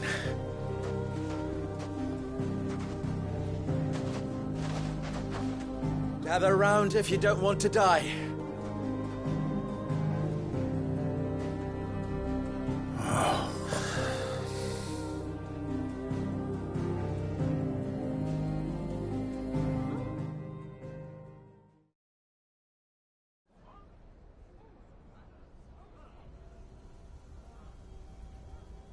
Allow me to explain the situation. The ether flood occurred near the village of Cheratina, deep in the Velcroy. The place had been abandoned for years, until the League of Outlaws decided to make it their base of operations. Now they're all turned, and if the scouts' reports are correct, heading in this direction. They are mindless monsters, driven only by hate and rage, and they are utterly unpredictable. With the bandits, we at least knew how and where they were likely to attack. When these creatures come, Dalimil will have the bitterest fight it has ever faced on its hands. The town guard will muster at the north gate. The rest of us will take the south. Both forces will provide men to serve as scouts and messengers, ready to spread word of the size and nature of the Akashic force as soon as it is spotted. And as soon as it has been, we will converge on its position and see that it is driven back from Dalimil at all costs. Conrad, can I count on the support of the town guard? Always. I leave the selection and coordination of the messengers in your hands, Victor. And the command of our men in yours, Ferda. If you would both be so kind. Consider it done. As you wish. Natalie, I would ask that you and your people have the townsfolk barricade themselves inside the bathhouse. And tell the merchant not to waste time securing anything beside the essentials. Preserving life is our one and only concern. As long as we survive, it doesn't matter what trinkets we might lose. Our riches can be regained. And if anyone doubts that, let it be known that the Briar's Kiss stands ready to cover any losses. Very well. I shall tell them. Where do I fit into this plan? Where else but the most perilous place of all? I would like you to travel to the home of our erstwhile League of Outlaws, Cheratina itself. The main host is most likely still there, and Dalimil will not be safe until it is eradicated, root and branch. A little gardening. How pleasant. I doubt it. I have a feeling these weeds will be particularly stubborn. Luckily, so am I. So you are. All right then, we all know what we have to do. Now it's simply a matter of doing it. For Dalimil.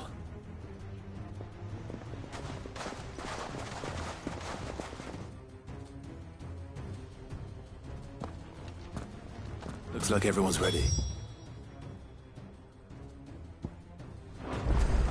I'd better not keep them waiting.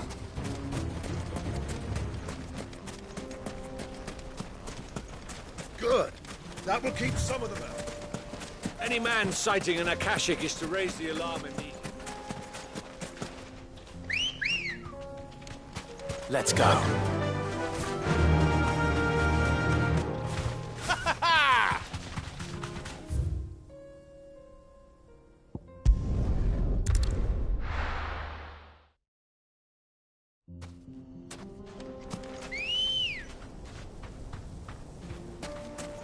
Come on.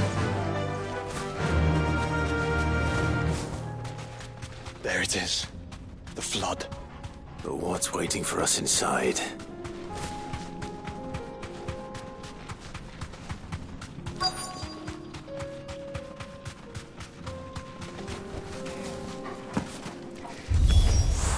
We can't leave a single one alive.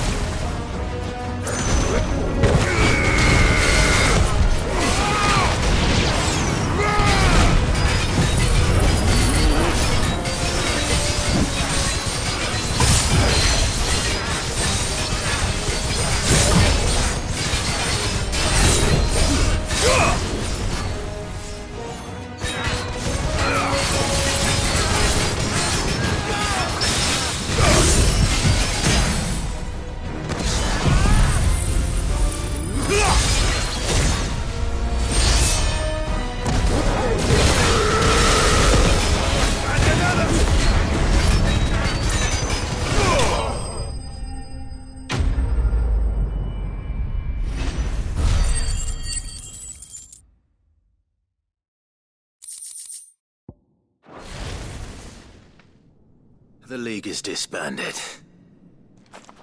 I should get back to Dalimil and see how the others fared.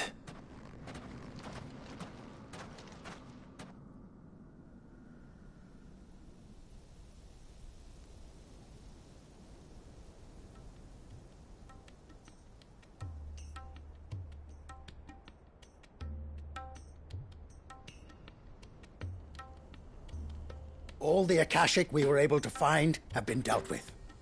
Seems that might be the last of them. The last of them here, perhaps. Lubor, Sir Clive has returned. Clive! What news from Charatina? It's done. Root and branch. I knew you wouldn't let me down. Thank you, my lord. Friends, the Horde has been driven back. The Akashic have been defeated. And we need not fear the arrival of any more, thanks to Clive. Victory is ours. We bloody did it! We saved Dalimil. Lubor, allow me to apologize. After all you have done for this town, we should never have doubted you. But we did. And for that we are truly sorry. We only hope that you can forgive us. We need you, Lubor. Dalimil needs you. So, if you would still like to be considered for the position of mayor, you have our backing. You do remember that I'm a bearer, don't you? We do. But that is not a stain on your character. It is a stain on ours. We thought only of what we perceived bearers to be, not what you truly are. The man who saved Dalimil twice over. I see. But I will only accept your proposal on 2 conditions. Name them. Firstly, that you will both do everything in your power to rally your people to my cause. If the Town Guard and the Merchants League do not accept my leadership, it will be doomed from the start. Unity is the key to defending Dalimil, and I do not doubt that we shall need to call on our combined strength again. When that time comes, I will expect us all to pull together, just as we did today. Of course. You have our word. And secondly, you will accept that if I am to lead you, the mistreatment of bearers must end here in Dalimil. Any bearer within our walls shall be afforded the same rights as any other citizen. They will not be judged by what they are, but who they are. As we failed to do, and came so close to losing everything. We agree to your conditions. And we have only one in return. That you continue to work for the good of Dalimil, as you always have. Condition accepted. Well then, it seems my mayorship is all but confirmed. Do I get some sort of special hat?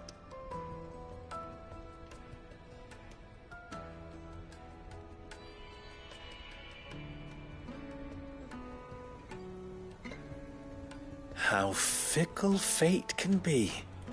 Not so long ago, I had resigned myself to leaving Dalimil in disgrace. And now, I find myself her leader. Here. For everything.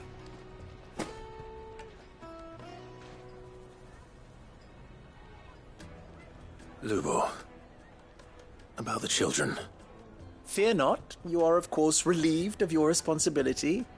I would sooner face another horde of Akashic than see them brought up as outlaws. I'll make sure they're safe here. I don't doubt that you will. And not just the children, but everyone in Dalimil. I'll do my best. Can't have all your hard work going to waste.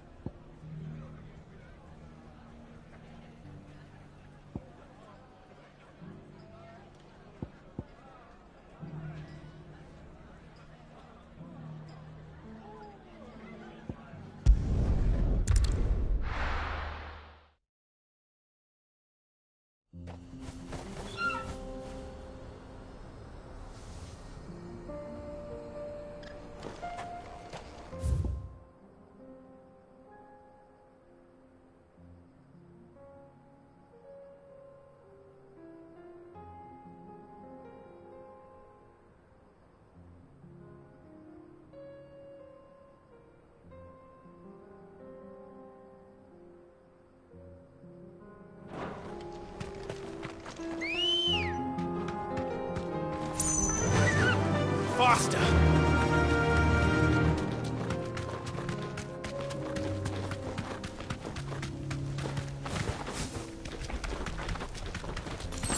Caution, brother.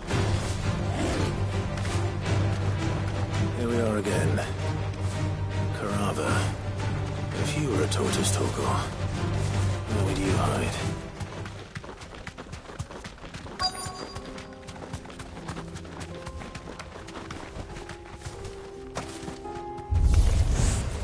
Looks like we found him.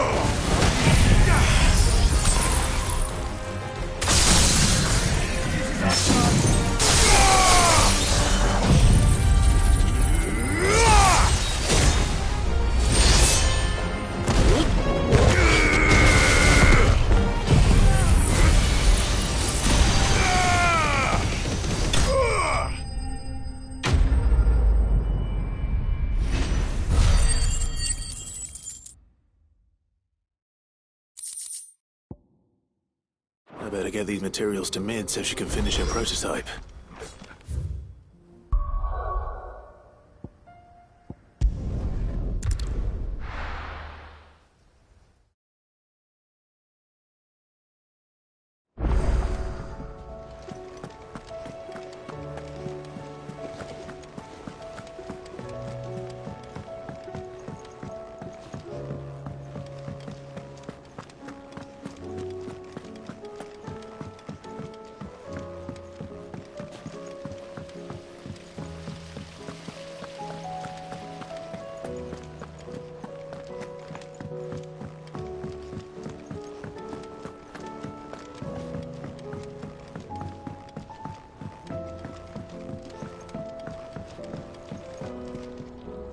Mid, tell me this is all you need.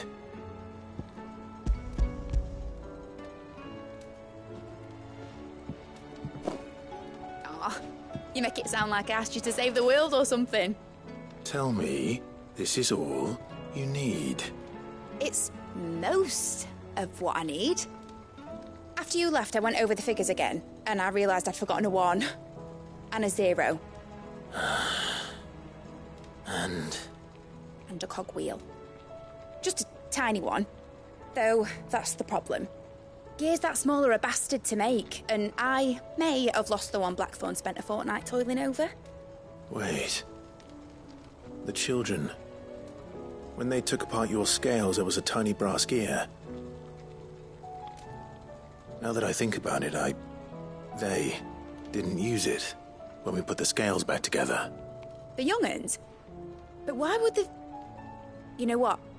I don't want to know. I'll keep working on the model. You go and find that cog.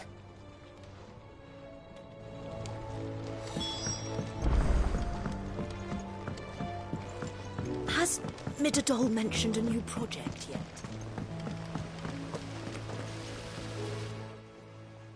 Sid! Is Mid still hiding from us? She wasn't hiding. She's fine. She's just busy working on her next project. A new invention? What is it? What is it? Is it an airship? I bet it's an airship! Do you think she'll let us help? That just so happens to be why I'm here. She needs something special, something only you three can provide. A brass gear. A tiny one. One that might fit on, say, a set of scales? Oh, the one you forgot! We remember! We saved it, just in case. It's in the bag of bits. Since your lesson, we've been disassembling, then reassembling everything we can find. All the pieces that are left over, we keep under our beds, just in case. That's good to know. Look! I found it!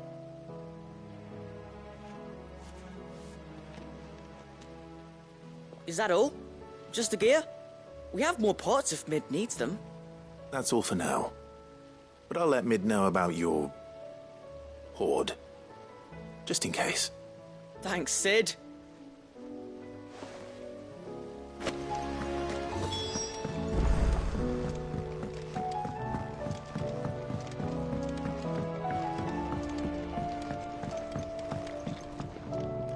Well, did they have it?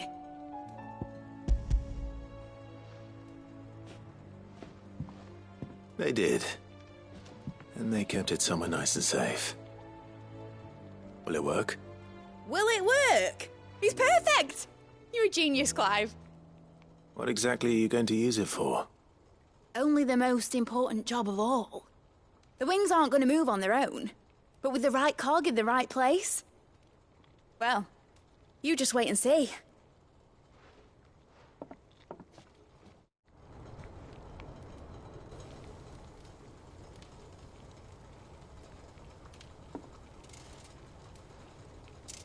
That should do her.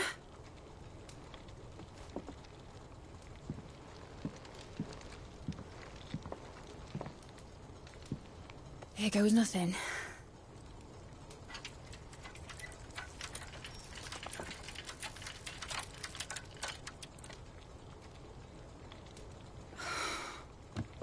Titan's tits. It wasn't supposed to fly, was it? Of course it was supposed to fly. Wouldn't be much of an airship if it didn't. Honestly, these bloody engines are driving me mad. I was so sure this would be the day she soared. The Mithril engine was made to make dreams come true. But maybe this is one dream the world's better off without. Show folk how to take flying. It won't be long till they're raining death down on each other. People will lose their homes. Children, their mums and their dads. Like I lost mine. I'm sorry. So am I, Clive. So am I. Sorry that I have to choose. Do I follow my head, or do I follow my heart?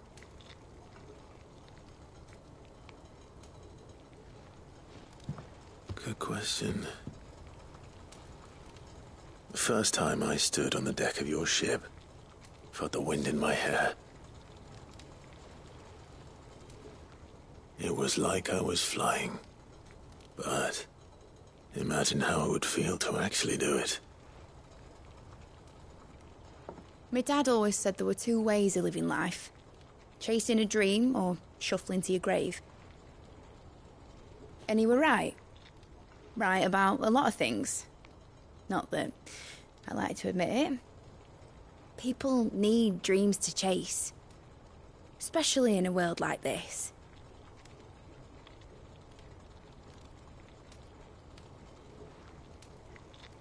Right. When this is over, I'm gonna take all my mithril engines to Zemeckis and sling them over the edge. I won't have my dream end up turning into someone else's nightmare. But all that hard work... All that hard work will not be used for war, Jamie. But it ain't like it'll be gone. Tell me, Clive, have you ever been on a treasure hunt? Not since Joshua and I were boys. Why do you ask? Because I'm going to bury the engine schematics and leave behind a little riddle telling people where to find them. A really hard one, so that only the most dedicated dreamers will ever be able to work it out.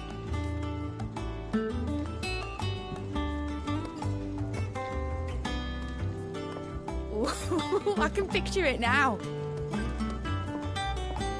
Some daft general squinting at the words with a gormless expression on his mug. Like that one, yeah. Right.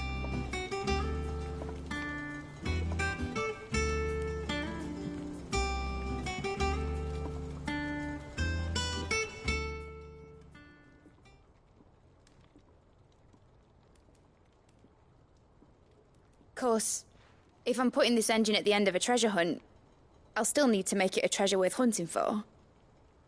Won't be much of a prize if it couldn't even make a toy boat fly after all. My dad always said, dream big. But it ain't the size of a dream that's important, is it, Clive? Only that it's a good one. And I reckon I've got a fair few good uns left in me. I'm sure you do.